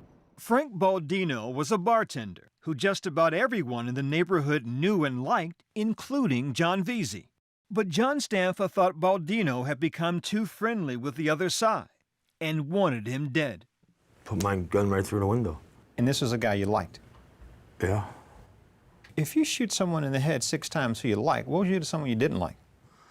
I shot him 6 times in the head because I was supposed to kill him. I wanted to make sure he was dead. But amid all the carnage, the hitman says he was volunteering as a Boy Scout leader.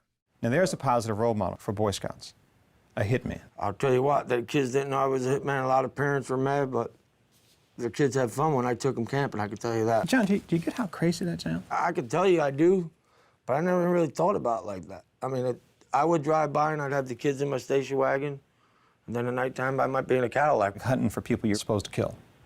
Yeah. Veazey's star was rising. He was summoned to this Philadelphia hotel to become a made member of the mob. But the sacred ceremony was the last thing on his mind. He wanted the $10,000 he'd been promised for his first hit. I wanted the money. I never got the money. Why didn't John Stanford pay you? He said they were saving money for the war, and I said, what are we buying, a Sherman tank? I mean, I'm bringing all this money's coming, 100,000, 50,000. Nobody's getting paid. Those complaints did not sit well with Stanfa. A few months later, the mob boss ordered another hit, this time on Veazey. But John had an older brother, Billy, with friends in the mob. When Billy learned John might be in trouble, he pleaded with him to turn himself in, to become a government informant, a rat. Why do it? I don't know. I guess it was the right thing to do. When Billy was talking to you, what was he telling you? Told me it was the only opportunity, the only way he didn't want to watch me get executed. Billy Veazey drove John to the U.S. Attorney's Office. FBI agent Paul Hayes, now retired, became John's government handler. Billy understood the mob. That's why he wanted him to come in and cooperate, because he knew how the mob could turn on you and kill you in a moment. And in fact, I think he was right. Veazey agreed to wear a wire and collect evidence, but he wasn't wearing it on the night he went to this South Philadelphia apartment with two trusted mob associates. Inside, everything was covered in plastic. It's not normal to walk in a room with plastic, but I did. I never thought anything. What did you think was about to happen? They told me they were painting.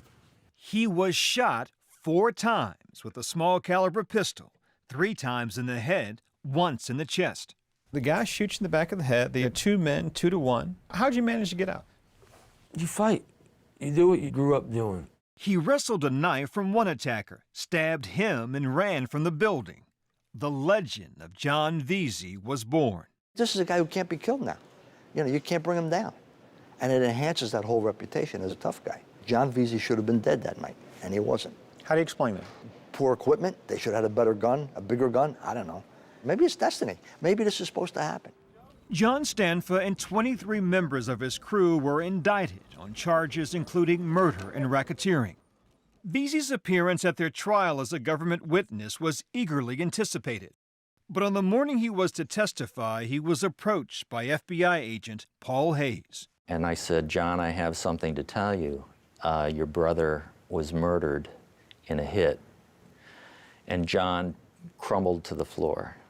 Billy had been ambushed in his car not far from his home. 5 days later, John took the stand, giving jurors an unvarnished account of life in the mob. He was a highly effective witness. Very good. One of the best I've ever seen. What was so good about him? Well, because he was genuine. This is what we did. I shot this guy, and that guy over there told me to do it. The defense tried to diminish his testimony. They said, John, we see that you're wearing glasses. Did the government buy you those glasses? And he said, yes, they did. And he said, did the government buy you those glasses to make you more believable and credible in front of this jury? He says, I don't know, but ever since your client shot me in the back of the head, my vision's been slightly off.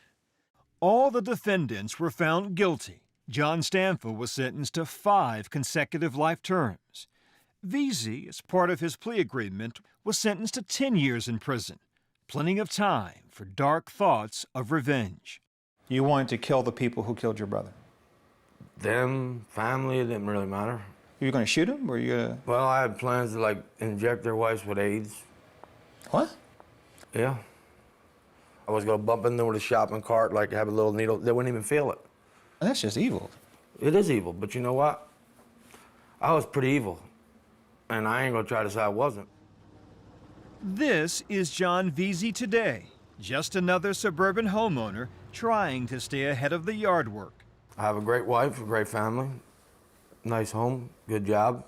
Veazey shares his new life with Norma, his wife of 8 years. They married after John's brief stint in the Witness Protection Program.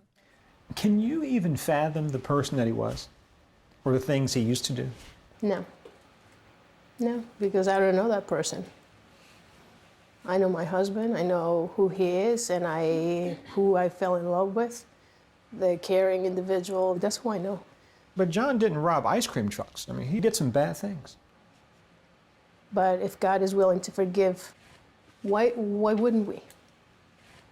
I mean, he's human. As an ex-con, finding work was difficult. But with his wife's encouragement, Veazey talked his way into a job selling cars. Turns out he was a natural. He's earned Salesman of the Year awards and a 6-figure salary. Do you tell customers about your past now? Yeah. You If do? they ask. What might Well, they some ask? people will be like, man, you're like one of them mob guys, you know what I mean? I'm like, believe it or not, I am. You know, Really? but I've changed. I've autographed books for some of my customers I asked for. The book, The Hit Man, written by 2 Philadelphia journalists, details Veazey's criminal past and efforts to turn his life around. Search for peace. And on most Sundays, you'll find John Veazey here, a church near his home. I'm not over there yet, but I got baptized. I'm working on with my pastor. I've been going every week now. I actually drive the bus for him. You are a church bus driver? Yeah. Good morning. How are you doing, young lady? All right. Like I always say now, I'm not who I want to be. I'm not who I'm going to be, but I'm definitely not the person I used to be. I don't believe it. You're not buying that car? I'm not buying it. Reporter George Anastasia isn't alone in his skepticism. Many in South Philadelphia don't believe Veazey is capable of changing. He's found God because it's expedient to find God, because he's somewhere in middle America and it works to find God there. I don't think if he's back on a street corner in South Philly, he's found God. He's looking to avenge what happened to his brother. He's looking to settle scores. His brother's murder almost 20 years ago has remained an obsession. We learned that on visits to Philadelphia, Veazey has made threats against those he thinks were responsible. Kathy Ciangalini says she's been a target for years. It's frightening, it's aggravating, it's intimidating. Why would John Veazey threaten you? He believes that my husband has killed his brother. Her husband, John Ciangalini, and others were tried in 2001 for the murder of Billy Veazey and found not guilty. But John Veazey maintains Ciangalini did murder Billy as payback for his first hit when he killed Ciangalini's brother, Michael. Kathy says Veazey has posted menacing pictures on Facebook and left her voicemails that she saved, like this one from 2011. I don't give a if I get caught. I will get you, John. How's your wife feel about that? Maybe I'll hit her in the too. You punk. He's the punk. He threatens me. Calls my husband a punk. He's the punk. He threatens women. That's what he does. John Veazey lives under an alias, and few in his new community are aware of his past. But over the last 5 years, his name has appeared in at least 4 police reports. In 2008, an argument in a restaurant led to a fight. I waited for him to take his drink, and I sized him up and I hit him with a straight, good punch, and the glass went through his face. Veazey was arrested and pleaded guilty to misdemeanor battery. His victim required 25 stitches and plastic surgery. Only reason it's big for me because I'm a killer. You think about it, how many of your friends had a barroom fight growing up? I gotta tell you, in talking to you, sometimes I wonder if you're still just a tough guy or if you're still part of you a bad guy. That's something you'll have to wonder, I guess. I mean, I don't know. I would say that if that's open for debate.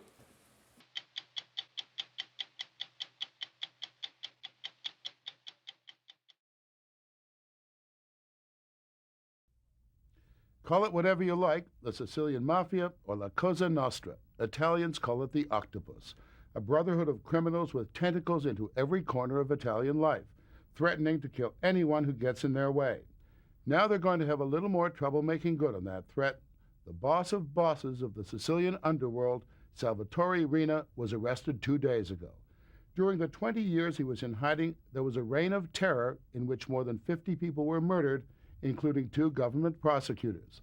Until his arrest early Friday morning, a prominent Italian politician was #1 on his hit list, something Steve Croft thought about a lot while he was following him around. His name is Leoluco Orlando, but they call him the Walking Corpse. He travels in armor-plated cars surrounded by 12 gun-toting bodyguards. The whereabouts of his wife and children is secret. Every picture of them has been destroyed for their own protection. Not even his bodyguards know his schedule or in which military barracks he plans to sleep that night. You're not a prosecutor, you're not a judge, you're not an investigator. Why does the mafia want to kill you? Because I am against the politics who protect the mafia. I will be killed by the mafia, but not only by the mafia. What do you mean, not only by the mafia? By politicians who are afraid that my battle will get victory. His battle is to expose those politicians who are in league with the mafia, and today it's a very popular cause. In Italy's last parliamentary election, Orlando was the second largest vote getter in the country. The battle is not a new one. It was started in the mid-1980s in this courtroom by a courageous prosecutor who cracked the mafia's code of silence and for the first time jailed hundreds of its members, from small-time hoodlums to dons. The prosecutor was Judge Giovanni Falcone, a national hero, the first man to demonstrate that the mafia was not invincible, that it could be defeated. But last spring, as Falcone was about to assume a powerful new job, the mafia decided he had to be killed. Falcone was then, as Orlando is now, the most protected man in the country, and it required all the ingenuity the mafia could muster. It was all meticulously planned. The assassins were here on the side of a mountain a half a mile above the coastal highway. They took 1,500 pounds of high explosives and packed it in a culvert about where that yellow truck is straight ahead. They even trimmed back part of this tree so that they would have an unobstructed view of the highway and the culvert. From here, with the help of spotters, they monitored the progress of Falcone's motorcade from the airport. It was traveling at more than 100 miles an hour. And when it reached the culvert, they detonated the bomb. Falcone's motorcade was blown apart along with a stretch of 4-lane highway. The bomb left a crater 40 feet deep. Falcone, his wife, and 5 bodyguards were all killed, sending Italy into shock and the state into crisis. Falcone knew the mafia would eventually kill him. He even told his friend Liliana Ferraro how it might happen. He used to say, when mafia will decide to kill me, they must kill me in Sicily and in a very scenographic way. Something really... Cinematographic. Yes, cinematographic. What you're saying is it had to be in a large explosion, and it had to be in a very sophisticated, intricate plot to show how smart they were and how powerful they are. Yes. So no one could think that enemy like John Falcone could be killed only by a cult. 2 months later, the sequel, another car bomb, another judge.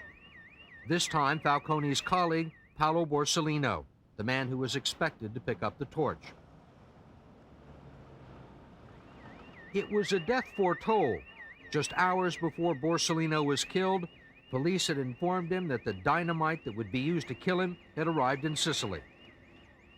The blast killed 6 of his bodyguards and destroyed the better part of a city block. For Claudio Martelli, Italian Minister of Justice, in fact for most Italians, the message was clear. And the message is, we can stop your very best people. We can kill them when we want to. Yeah. We can kill, we can reach you everywhere at any moment, maybe not today, tomorrow, next year, maybe 10 years again. And what are the consequences? I think that they don't believe that the state, the parliament, the government, the magistrates and the police had the courage of such a reaction. I think that they have not calculated the consequences, not enough, at least this time. The consequence this time was outrage. At the funeral of Borsellino's bodyguards, the mourners, mostly policemen and their families, were openly contemptuous of the government. Cabinet ministers who came to pay their respects had to be protected from the angry crowd.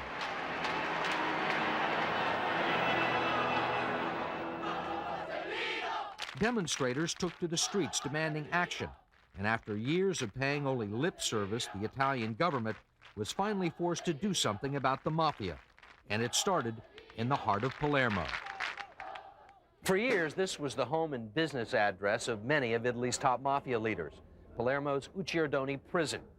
With telephones and the help of close associates on the outside, many of them continued to run their various criminal enterprises from inside their cells here. But on the night of the Borsellino murder, all of that changed. The mafia leaders, many of them still dressed in pajamas, were unceremoniously hauled from their cells and taken away. They were deposited hours later in an island prison hundreds of miles away in the middle of the Mediterranean.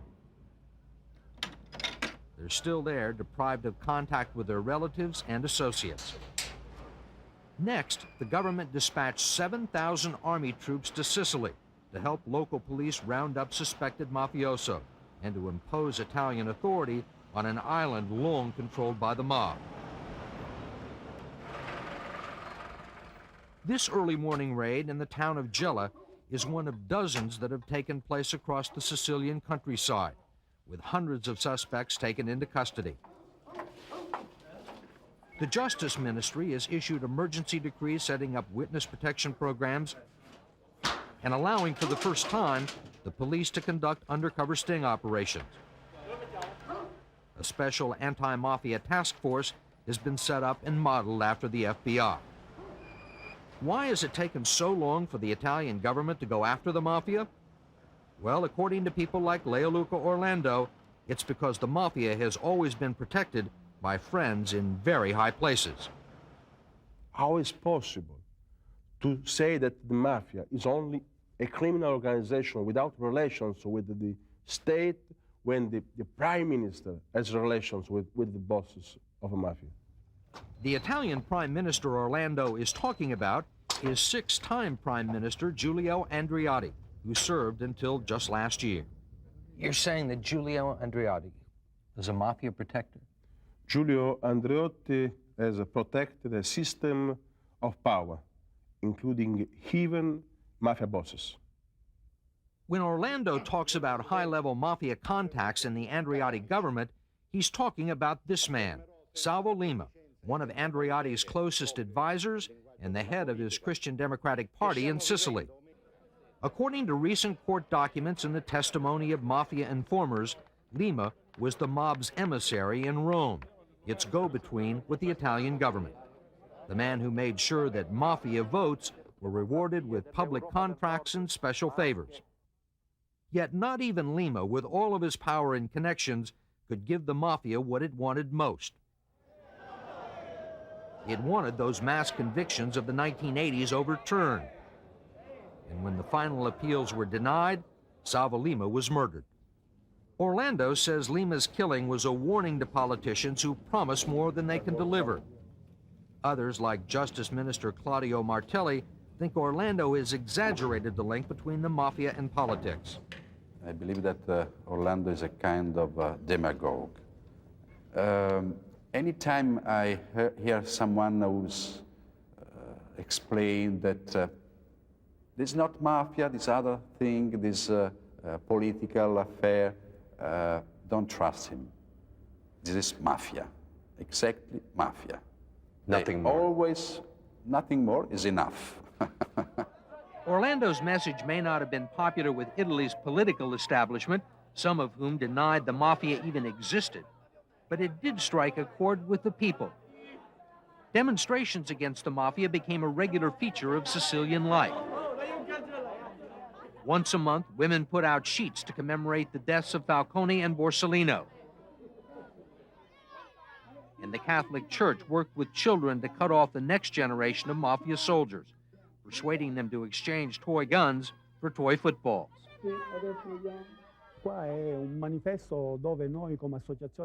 Wanted posters lined the streets to show the government's commitment to wiping out the mafia. Finding Salvatore Rina, the man who was arrested 2 days ago, the mafia's boss of bosses, who looked like this 20 years ago before he went into hiding. Until 2 days ago, no one had the slightest idea where he was. He has been a fugitive for 20 years. Yep. You suspect, or law enforcement suspects, that he still runs the Sicilian mafia? Yeah. You have no idea where he is? No. What he looks like? No. What name he's using? No. Whether he's got a passport? No. Such a wanted man on such a small island? Seems like at some point... I don't think it's necessarily in such a small island. Maybe it's another island or another continent. Maybe he travels back and forth. Why not? He could be anywhere. Anywhere. A member of parliament, even. I don't think so. I think that this part is not so clever. Huh? Don't you think so? Wherever he was, the Italian police had no idea what he looked like after 20 years in hiding. So they asked the FBI in Washington to help them come up with a computer-generated image of what the boss of the Corleone family might look like today.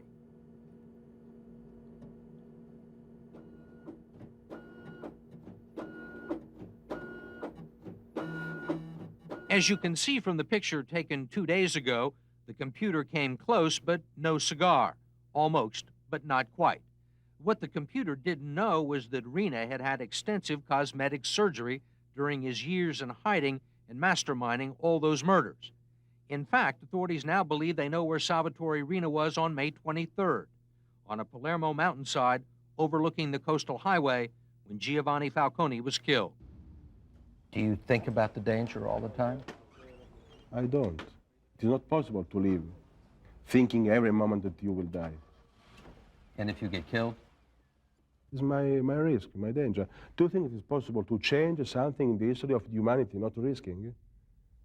If someone tries to change something, not risking, probably it means that he is not changing anything.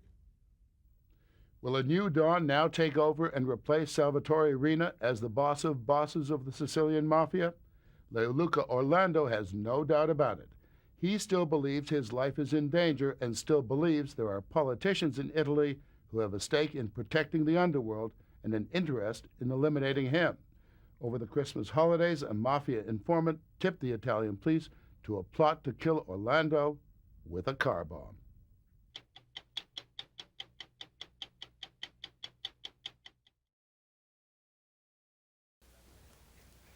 If you want to visit a courtroom like none you've ever seen and watch a courtroom drama like none you've ever witnessed, come with us to Palermo, Italy, where the Italians have built what can best be described as a circus maximus of justice. The trial going on there is the largest mass trial in history. It's aimed at breaking the back of organized crime in Italy. All the trappings, as you will see, are necessary in a country where organized crime is so entrenched and the authorities are so determined to eradicate it. But with the flair that Italians bring to everything, the courtroom sometimes takes on the look of La Scala, and the judges, lawyers, witnesses, informers, and accused sometimes look like they were playing parts in a Fellini movie. In this huge room, built inside Palermo's prison complex and connected to the rest of the jail by secure underground passages, nearly 500 defendants are on trial, charged after a 6-year investigation of the Sicilian Mafia. Given what the room was to be used for, the specifications were clear. It had to have cages for the defendants. It had to have seats for their lawyers and the lawyers of the state. It had to have appropriate places for judge and jury. Getting a jury wasn't simple. The eligible citizens of Sicily were well aware of who was going to be on trial. Important persons charged with operating a ruthless criminal empire, believed to have long memories of who had helped and who had hurt them. Understandably, many prospective jurors wanted to pass on the honor. They showed up frail and ill. But the minimum of jurors and alternates finally put on their sashes of office. The trial here began in February 1986. It will be at least February of some later year before it ends. And building the courtroom was the easiest part. The criminal trial is always a show, and it's important that it is a show. We speak of a celebration of a trial. We celebrate as a performance. So there are these... Giuseppe Di Gennaro is a senior Italian jurist, at the moment on detached service with the United Nations. The public at large. But if that is a good show or a bad show, it depends on the way in which the trial is conducted. And I think that has to be a very good show, and has to convince the public that on that particular occasion, justice is made, and that justice is prevailing. Then I like this kind of show. I have no problem for this. There was another mass trial, a show too, in the judge's words, in Naples last year. A trial designed to break up the Camorra, the Neapolitan version of the mafia. The Naples courtroom was slightly smaller, but also built like a fortress, with defendants by the hundred and super security. If the trial is a show and the people in it are actors, this is a role the defendants welcome, says Franco Ferrarati, an Italian sociologist. Whenever you have a mass of criminals together, you have a kind of a criminal climate created, so to speak. It's a strength they are showing. Look how many we are. Look, we are outnumbering all of you honest people, you know, watching us on your television, your quiet, nice living room. Here we are, you know, and their faces, my goodness, terrible. No, I don't go for that kind of circus justice. The investigation into the Naples defendants had gone on for years. Much of the evidence came from informants, from the pentiti. That's Italian for those who repent. Plural pentiti, singular pentito. In American, informants, squealers, stool pigeons. The Italian prosecutors, who are judges too, say they couldn't assemble this kind of production without the informants. Sure, the judges say, some of the pentiti are working out a grudge. Sure, some of them are interested mainly in cutting their own prison terms, but their stories are the only way to bring down the entrenched families of organized crime. Abbiamo sospeso, avvocato, abbiamo sospeso.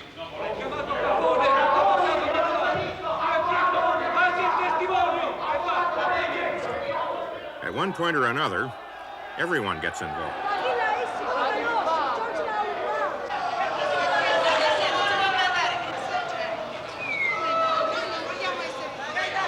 Tutto quello che ho sentito pesa per male, quello che non ho sentito risulta la verità. Più di questo non ho. Pentiti are not very popular with defendants and not even with prosecutors. It's not an easy or even a safe life.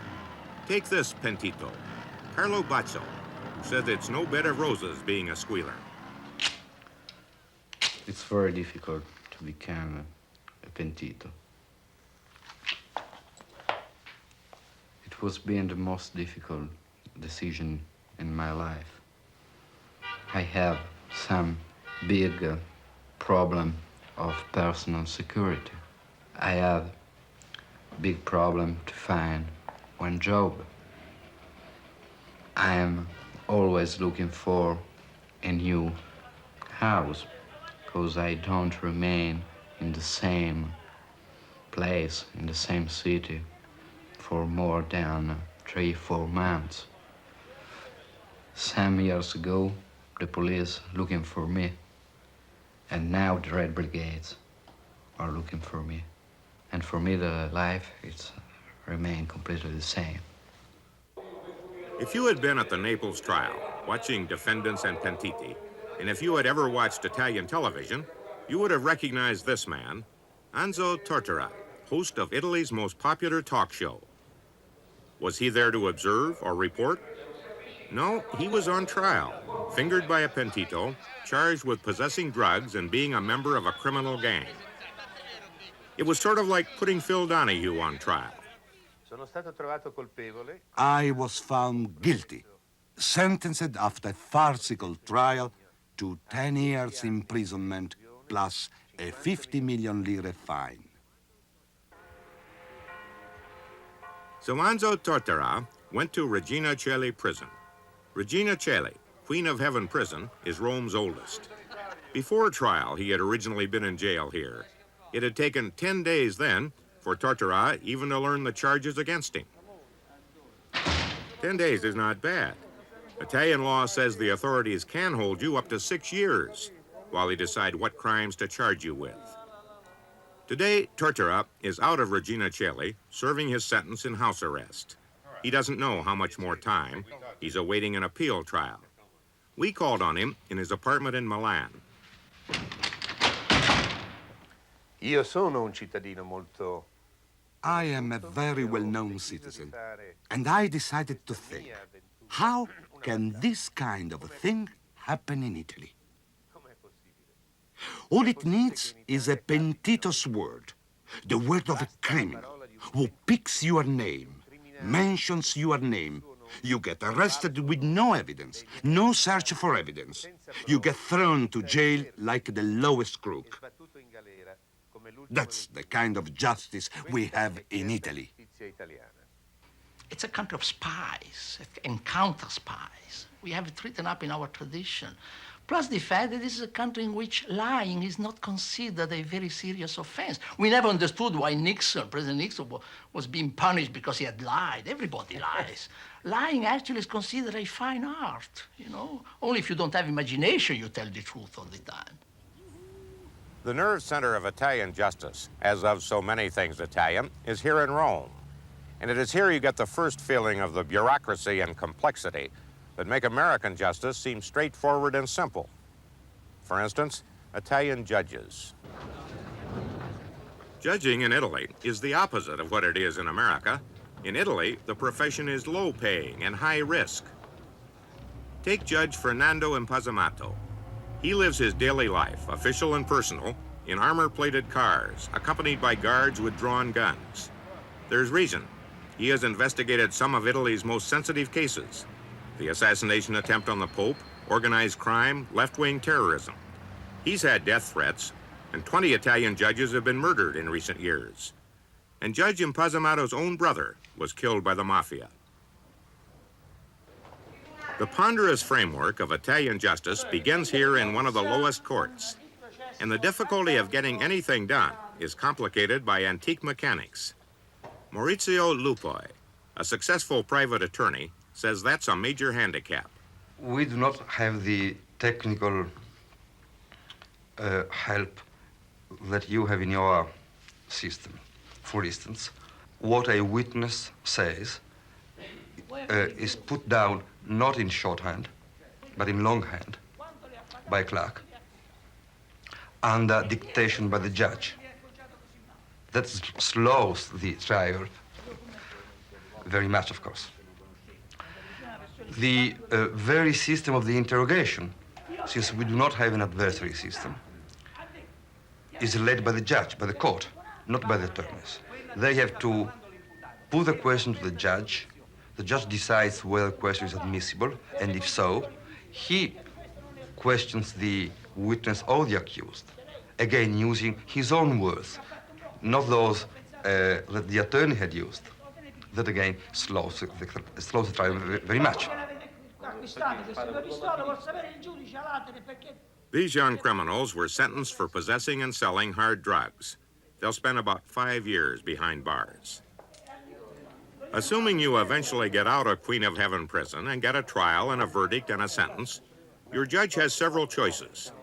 One is house arrest. We don't have that in America. Or he can send you to a Mediterranean island. It's rocky, but it's not a tropical hellhole like Devil's Island. The Italian island prison has a reasonably nice setting. Most cells should have quite a decent view. And nobody said justice requires you to starve to death. Inmates here plan and prepare their own meals.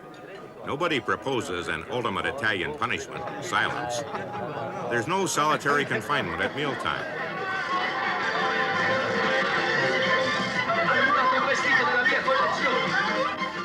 Television is served with the coffee.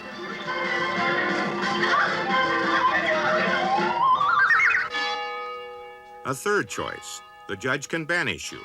This means you're sent to live in a remote community, far from the scene of your crime and the society of your fellow criminals. It's not jail, but it's not home either. It may be better than home. Bruno's only daily duty is to check with the local police sergeant. Does such banishment, the massive circus trials, the unique forms of imprisonment, make for a better system of justice? Of course not. Of course not. Surely not in this country. But some progress. That I doubt. Meanwhile, back in the courtroom,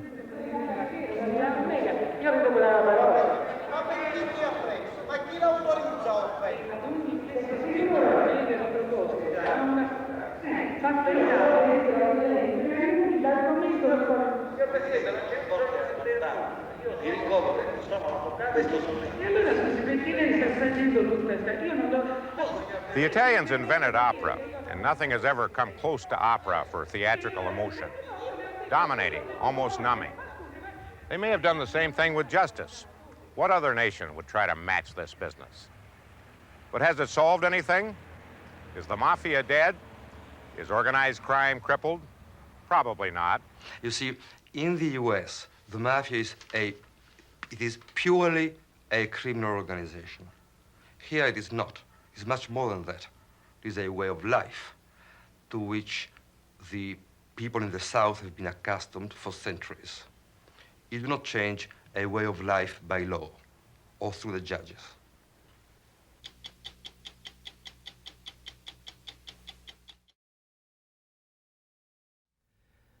Among the mobsters Arlene Brickman helped put away were Bobby the Fish Fischetti, Sammy Feets Fagliano, and Anthony Scappi Scarpati.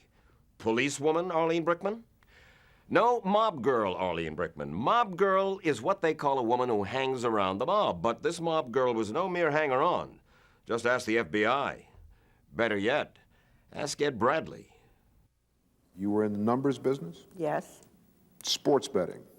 Yes. How big? A few $100,000 a week.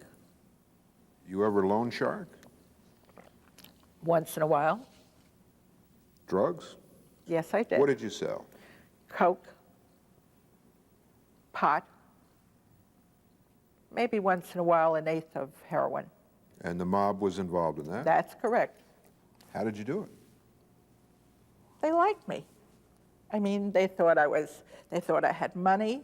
They thought I could bring them business. I could bring them a number deal, and single action people. I could bring them drug people. I mean, you have to know who you're working. So in other words, well, let me put it to you this way, okay? Supposing you were a racket guy, all right? Now, I would find out what you do the best. I would talk to you about it. I'd get you to like me. And then I'd ease my way into you. And then I would ask you for a loan. Now, how could you refuse me? Could you refuse me? I'd say Arlene Brickman is the closest thing to a female mobster that I've ever seen.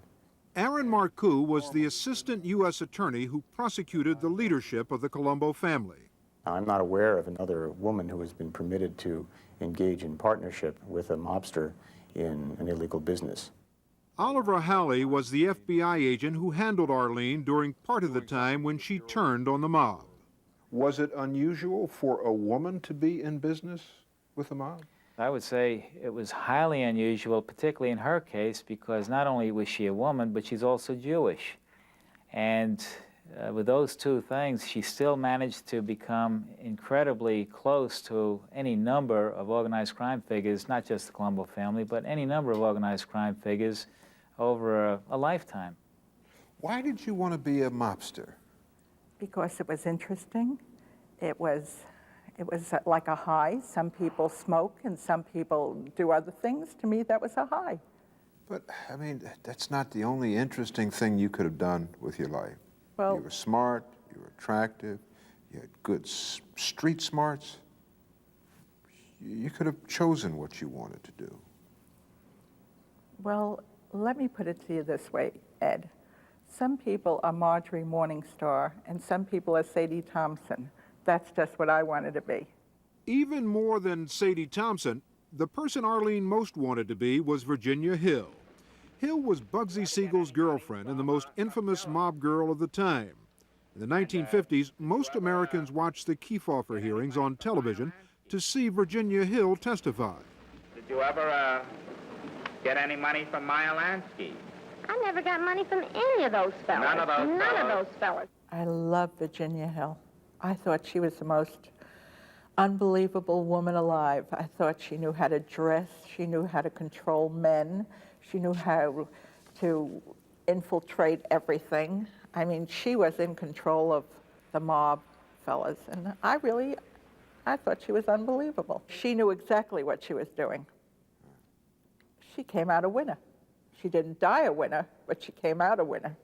What was it that you saw in her that you wanted? She was attractive, she was ambitious, and she loved money. I liked all of those things. You were attractive? In my day, I sure was. You were ambitious? I sure was. You liked money? Oh boy, I really liked money, Ed. You liked the lifestyle? I still like money. There's no other way for me to put this, but you had to sleep with a lot of these guys. Well, how do you get money if you don't sleep with them? But Arlene says sleeping with them wasn't exactly romantic. First of all, these type of men think only one thing. They think about making money.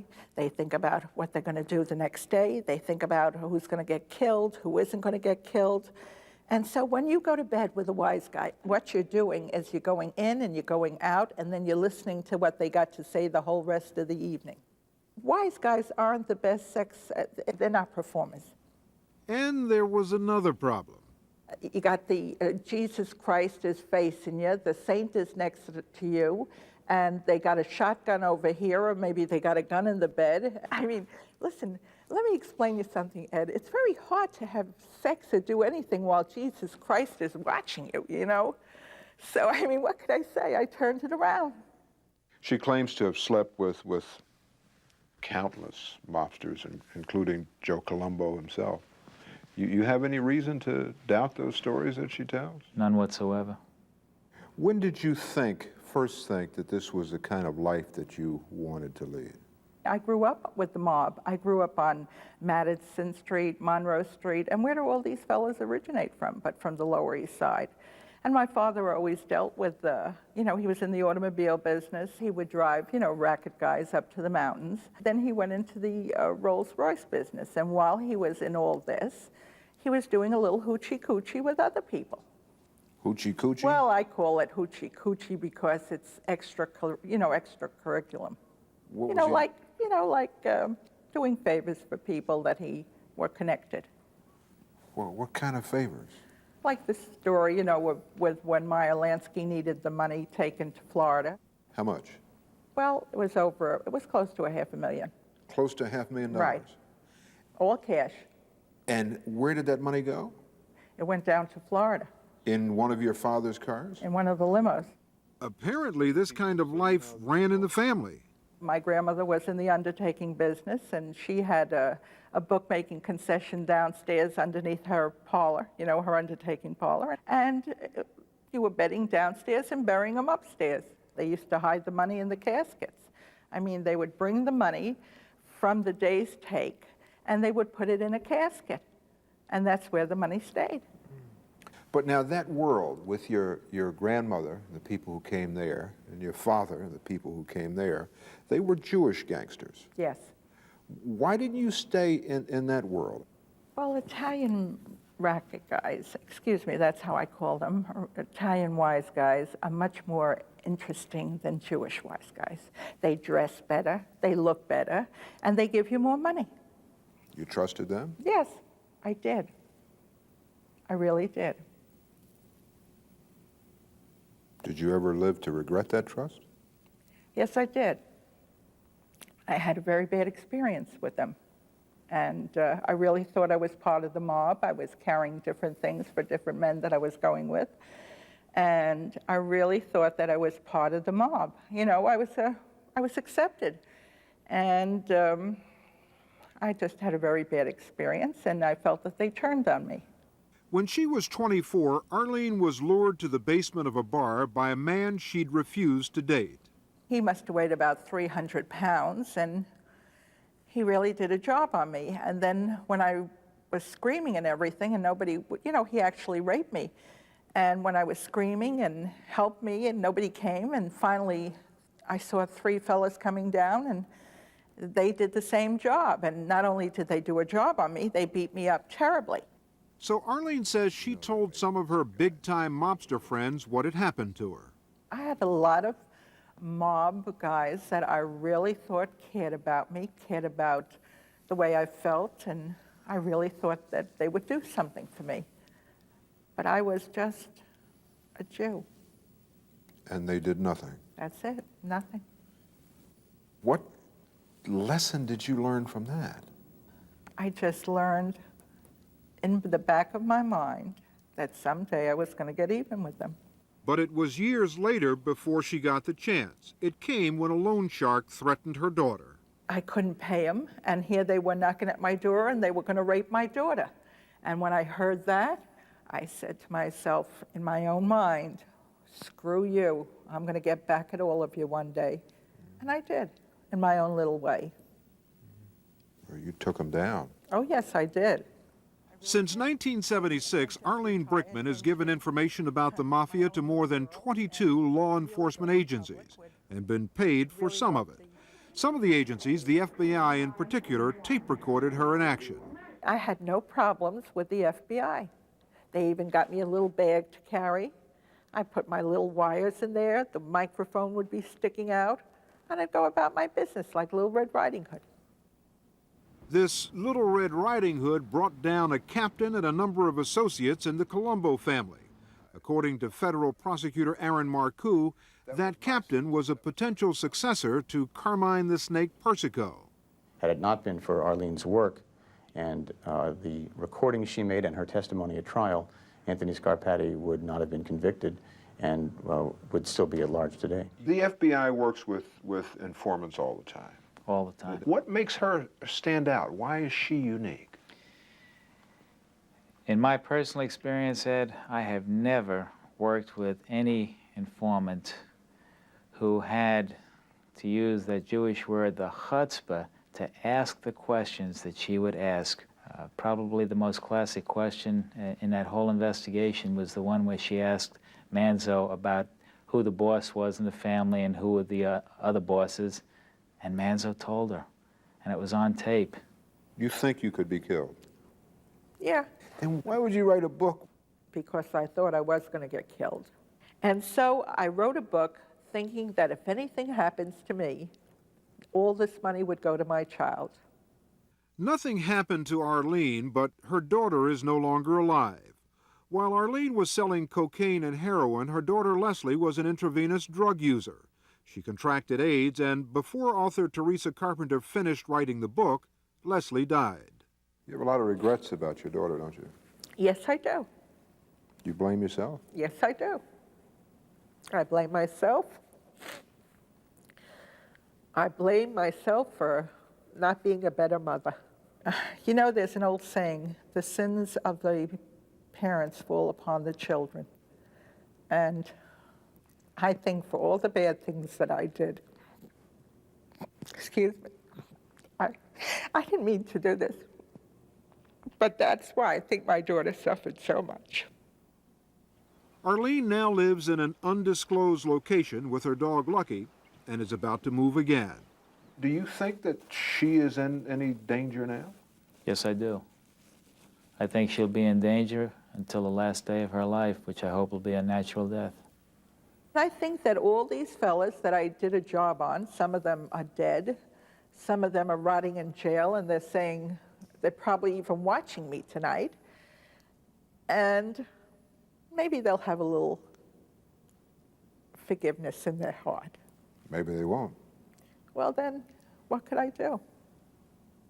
I've just got to face it. You could go in the witness protection program. I wouldn't go on no witness protection program for all the tea in China. Maybe I felt I was untouchable. And that's how I went around all these years, untouchable. You worried about the end of your life? You still think you're untouchable? I don't know anymore. I don't know.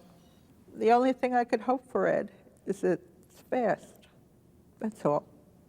Just fast.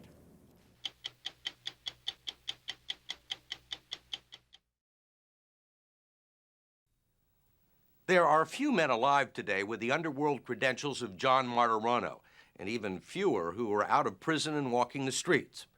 For more than a decade, Martirano was the chief executioner for Boston's Winter Hill Gang, a loose confederation of Irish and Italian-American gangsters run by James Whitey Bulger. Martirano, a former Catholic altar boy and high school football star, became a cool and calculating killer. But he's perhaps best known as the government witness who helped expose a web of corruption and collusion involving the mob and the Boston office of the FBI. For years, he was one of the most feared men in Boston, and this is why. Did you keep count of how many people you killed? Never. Until in the end, I never realized there was that many. How many? A lot. Too many. Do you have a number? I confessed to 20 in court.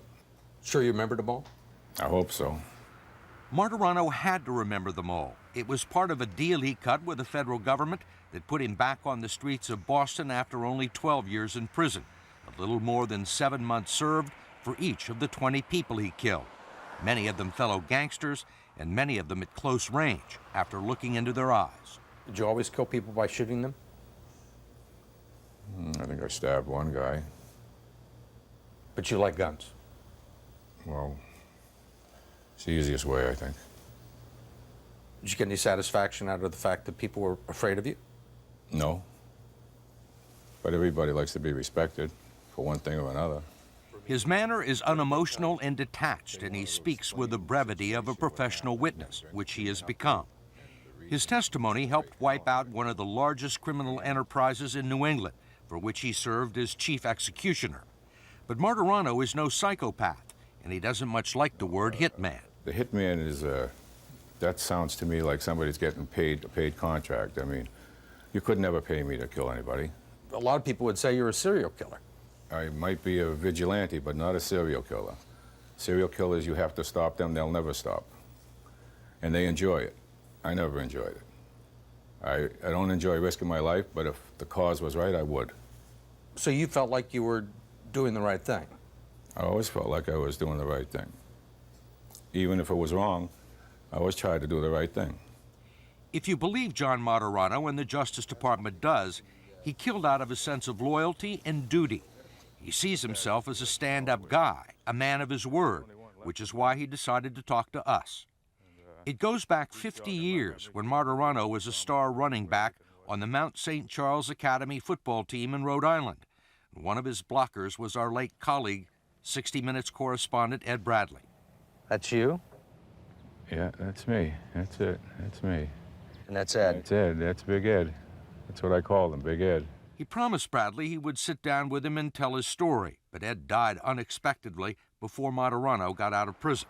I never thought I'd be sitting here with you. I thought I'd be here with Ed, but I'm sitting here because Ed wanted to sit here with me, and I'm honoring that.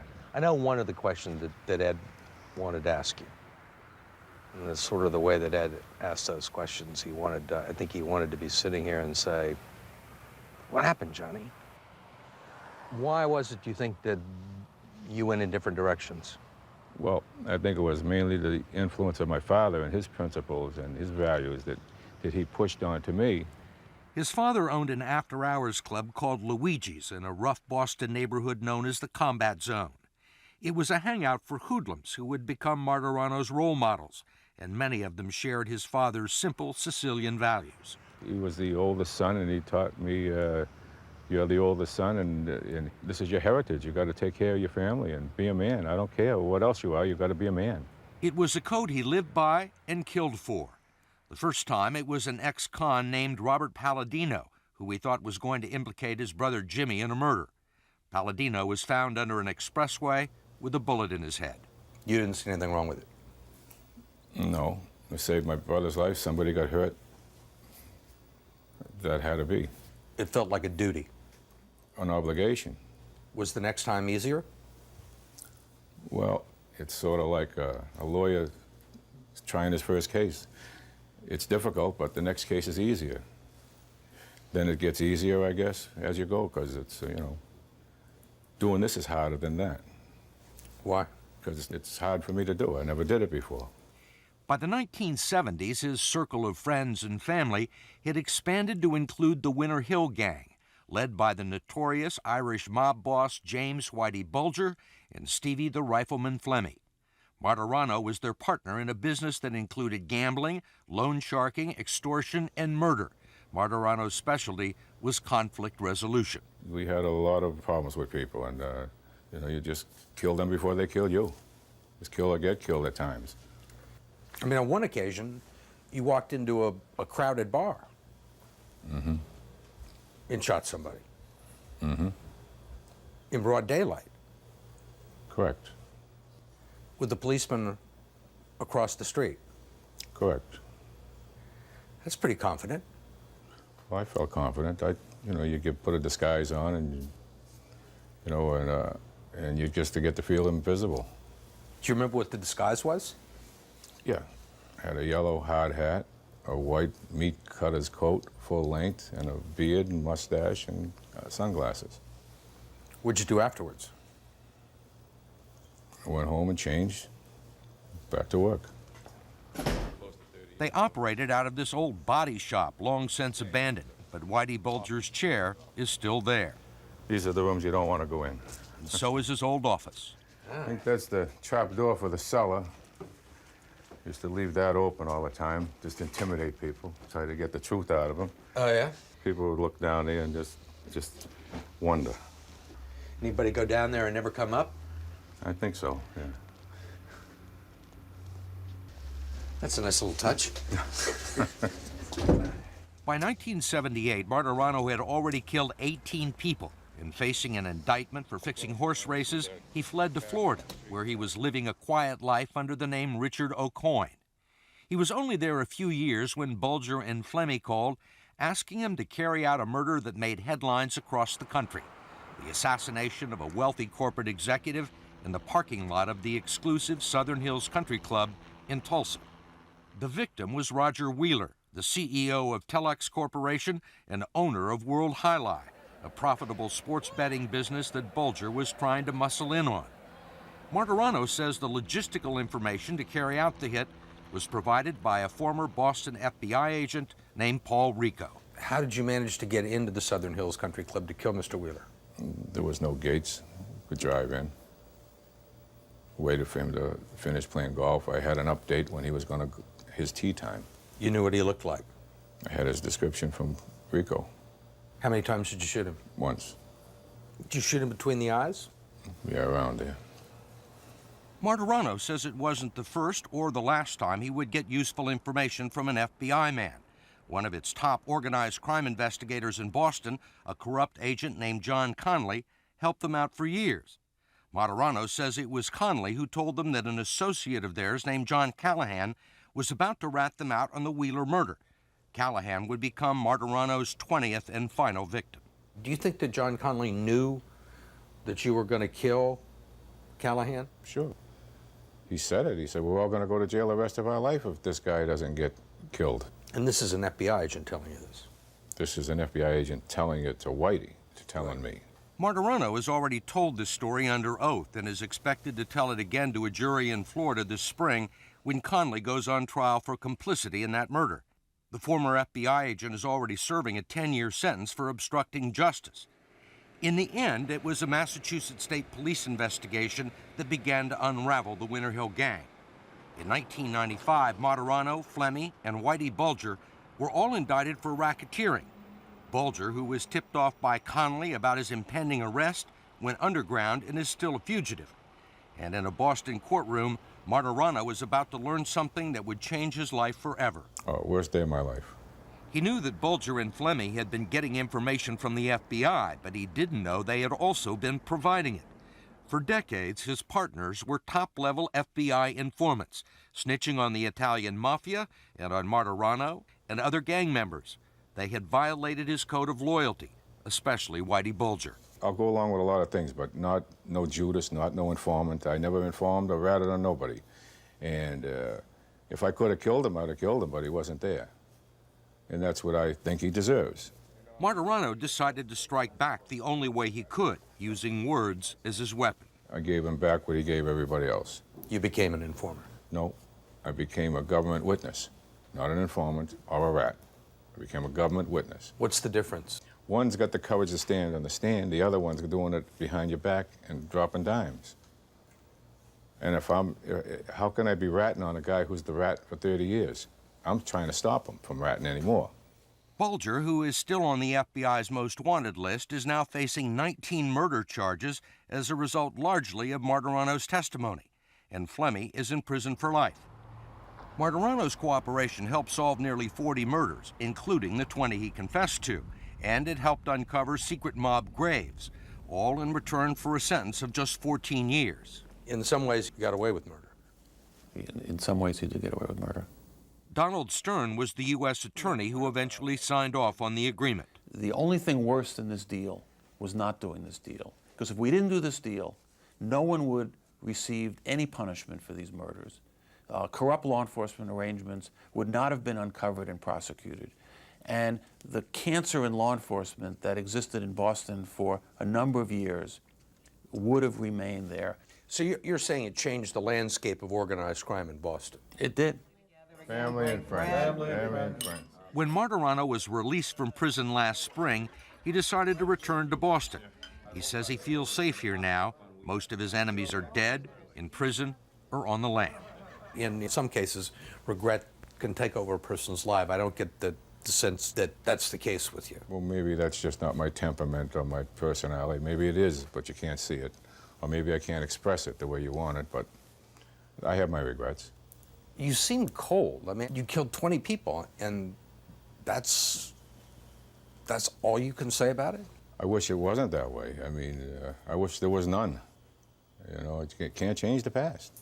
I'm trying to do the best I can with the future and explain it as best I can. Mm-hmm. I regret it all. I can't change it. You still a Catholic? Sure. I mean, you burn in hell for killing one person. I don't believe that. You don't believe that? No. At one point, maybe a couple years ago, I sent for a priest and gave him a confession. It was maybe 30 years since my last confession, but I went through the whole scenario with him and went through my whole life with him and confessed. And at the end of it, he says, well, what do you think I should give you for penance? I says, Father, you can justifiably crucify me. He laughed and says, nope, 10 Hail Marys, 10 Our Fathers, and don't do it again. So I'll listen to him. Anything that could get you to kill again? Not that I can think of. Not even Whitey Bulger? Well, there's a bounty on him.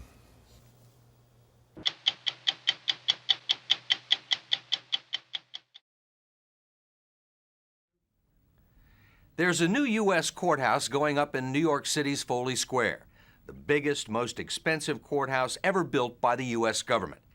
In addition to providing office space for federal prosecutors engaged in fighting organized crime, there will be courtrooms and holding cells for the mobsters the feds haul in. And some of those mobsters are going to feel right at home. They may even feel a tinge of pride as they gaze at this federal palace of justice. After all, they helped build the place. By the time it's all finished sometime this spring, the Foley Square Courthouse and Office Tower will have cost taxpayers $1 billion or more. The private bathrooms and kitchenettes in the judges' chambers and the mahogany veneer paneling and custom lighting have raised a lot of eyebrows. But that's not what caught the attention of a couple of reporters for New York Newsday. Kevin Flynn and William Rashbaum, who passed the construction site every day on their way to work, began noticing that the names on the trucks and equipment looked awfully familiar. I started seeing trucks from companies that I knew were tied to organized crime. working on the courthouse. Yeah, parked outside, loading and unloading, lined up, literally lined up to unload different kinds of materials. One of the first companies they noticed at work on the courthouse was A.J. Ross Logistics, a huge steel and construction supply company based in Keesby, New Jersey, until it went bust under questionable circumstances. According to corporate records, the company was founded and controlled by Thomas Petrizzo, who, according to court filings, is a capo or captain in the Colombo crime family, a charge he denies. We wanted to find Thomas Petrizzo and ask him how he ever managed to get a contract working on the new federal courthouse. But as it turns out, Mr. Petrizzo is presently indisposed, locked up in a federal jail to be exact, awaiting trial on murder conspiracy charges after more than a dozen members of the Colombo crime family got bumped off in a gang war. He's an absolute underworld character, a crook of the first order. His steel company is one of the contractors on the federal courthouse. That's correct. That amazes me also. Joe Coffey is a veteran investigator with the New York State Organized Crime Task Force. He can't understand how the General Services Administration, the federal agency in charge of building the courthouse, allowed a company like A.J. Ross to work on the project. I figured GSA, with the best investigative agency in the world at their disposal, the FBI, that they could have checked these people out before they hired them. But Why do you think they didn't do it? My own opinion, incompetence. While the Justice Department certainly knew who Tommy Petrizzo was, the General Services Administration, the GSA, didn't. In fact, Ida Usted, the head of acquisition policy at the GSA, couldn't even tell us for sure if Tommy Petrizzo's company had even worked on the courthouse project. Can you tell me whether a company by the name of A.J. Ross was involved in building the courthouse? We have not been able to confirm that they indeed were involved. I want you to take a look at these pictures by a source, confidential source. That clearly shows an A.J. Ross truck right in front of the Foley Square courthouse sign. The billboard listing all of the contractors and subcontractors. It certainly looks like they were working on the project. Okay. And A.J. Ross wasn't the only Petrizzo-connected company at work on the courthouse. Raritan River Terminals provided storage space for construction materials. Same address. In addition to A.J. Ross, we were able to confirm that at least 3 other companies that did significant work on the new federal courthouse project have been identified in federal court documents as having some connection to organized crime. Ferreira Brothers Concrete, mob informants, and federal wiretaps have indicated that the company has made payments to La Cosa Nostra to make sure that it didn't have labor problems on past construction projects. Ferrara Concrete has been notorious for years and years and years as being an associate of the Colombo family and also a major mover in the concrete business in New York. Valente Industries, another concrete supplier to the courthouse, has been linked to the Gambino and DeCavalcante crime families in court testimony by government witness Sammy the Bull Gravano during the trial of mob boss John Gotti. In fact, while Valente's trucks were working on the Foley Square courthouse, a federal grand jury right across the street was investigating Lou and Carmine Valente for income tax evasion. And they've since been indicted. If we have evidence of that information, and I'd like for you to provide it, we will work with our Inspector General and take appropriate action to consider whether those firms should be debarred. Northbury Concrete, currently being sued in federal court by the state of New York for bid rigging in connection with the Javits Convention Center in New York City and more than a dozen other projects. Identified in FBI wiretaps as being connected to the Lucchese crime family. If you have that information, we'd like to Most of this information is on the public record.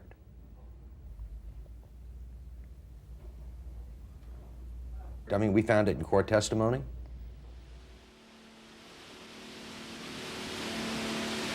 If the mob's involvement in the courthouse construction comes as a surprise to Ida Usted and the GSA, it certainly comes as no surprise to anyone who's been involved in either law enforcement or the construction industry.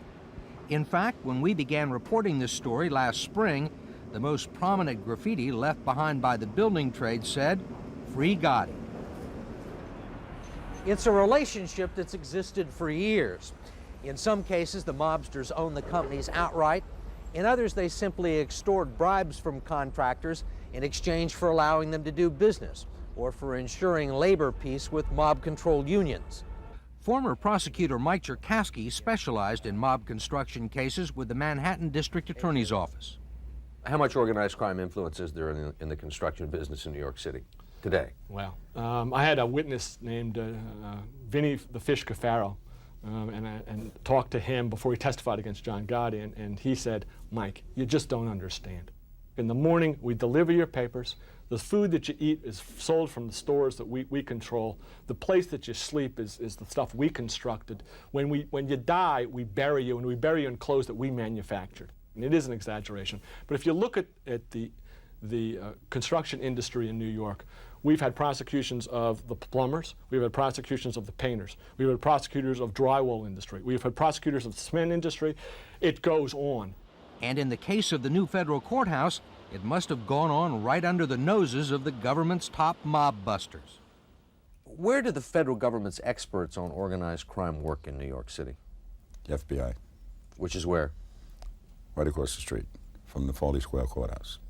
No way the FBI, no way the U.S. Attorney's Office could have not seen this. No, they had to see it. They had to see it. So how is it that contractors that the federal government has spent millions and millions of dollars investigating ended up working for the federal government on the Foley Square project?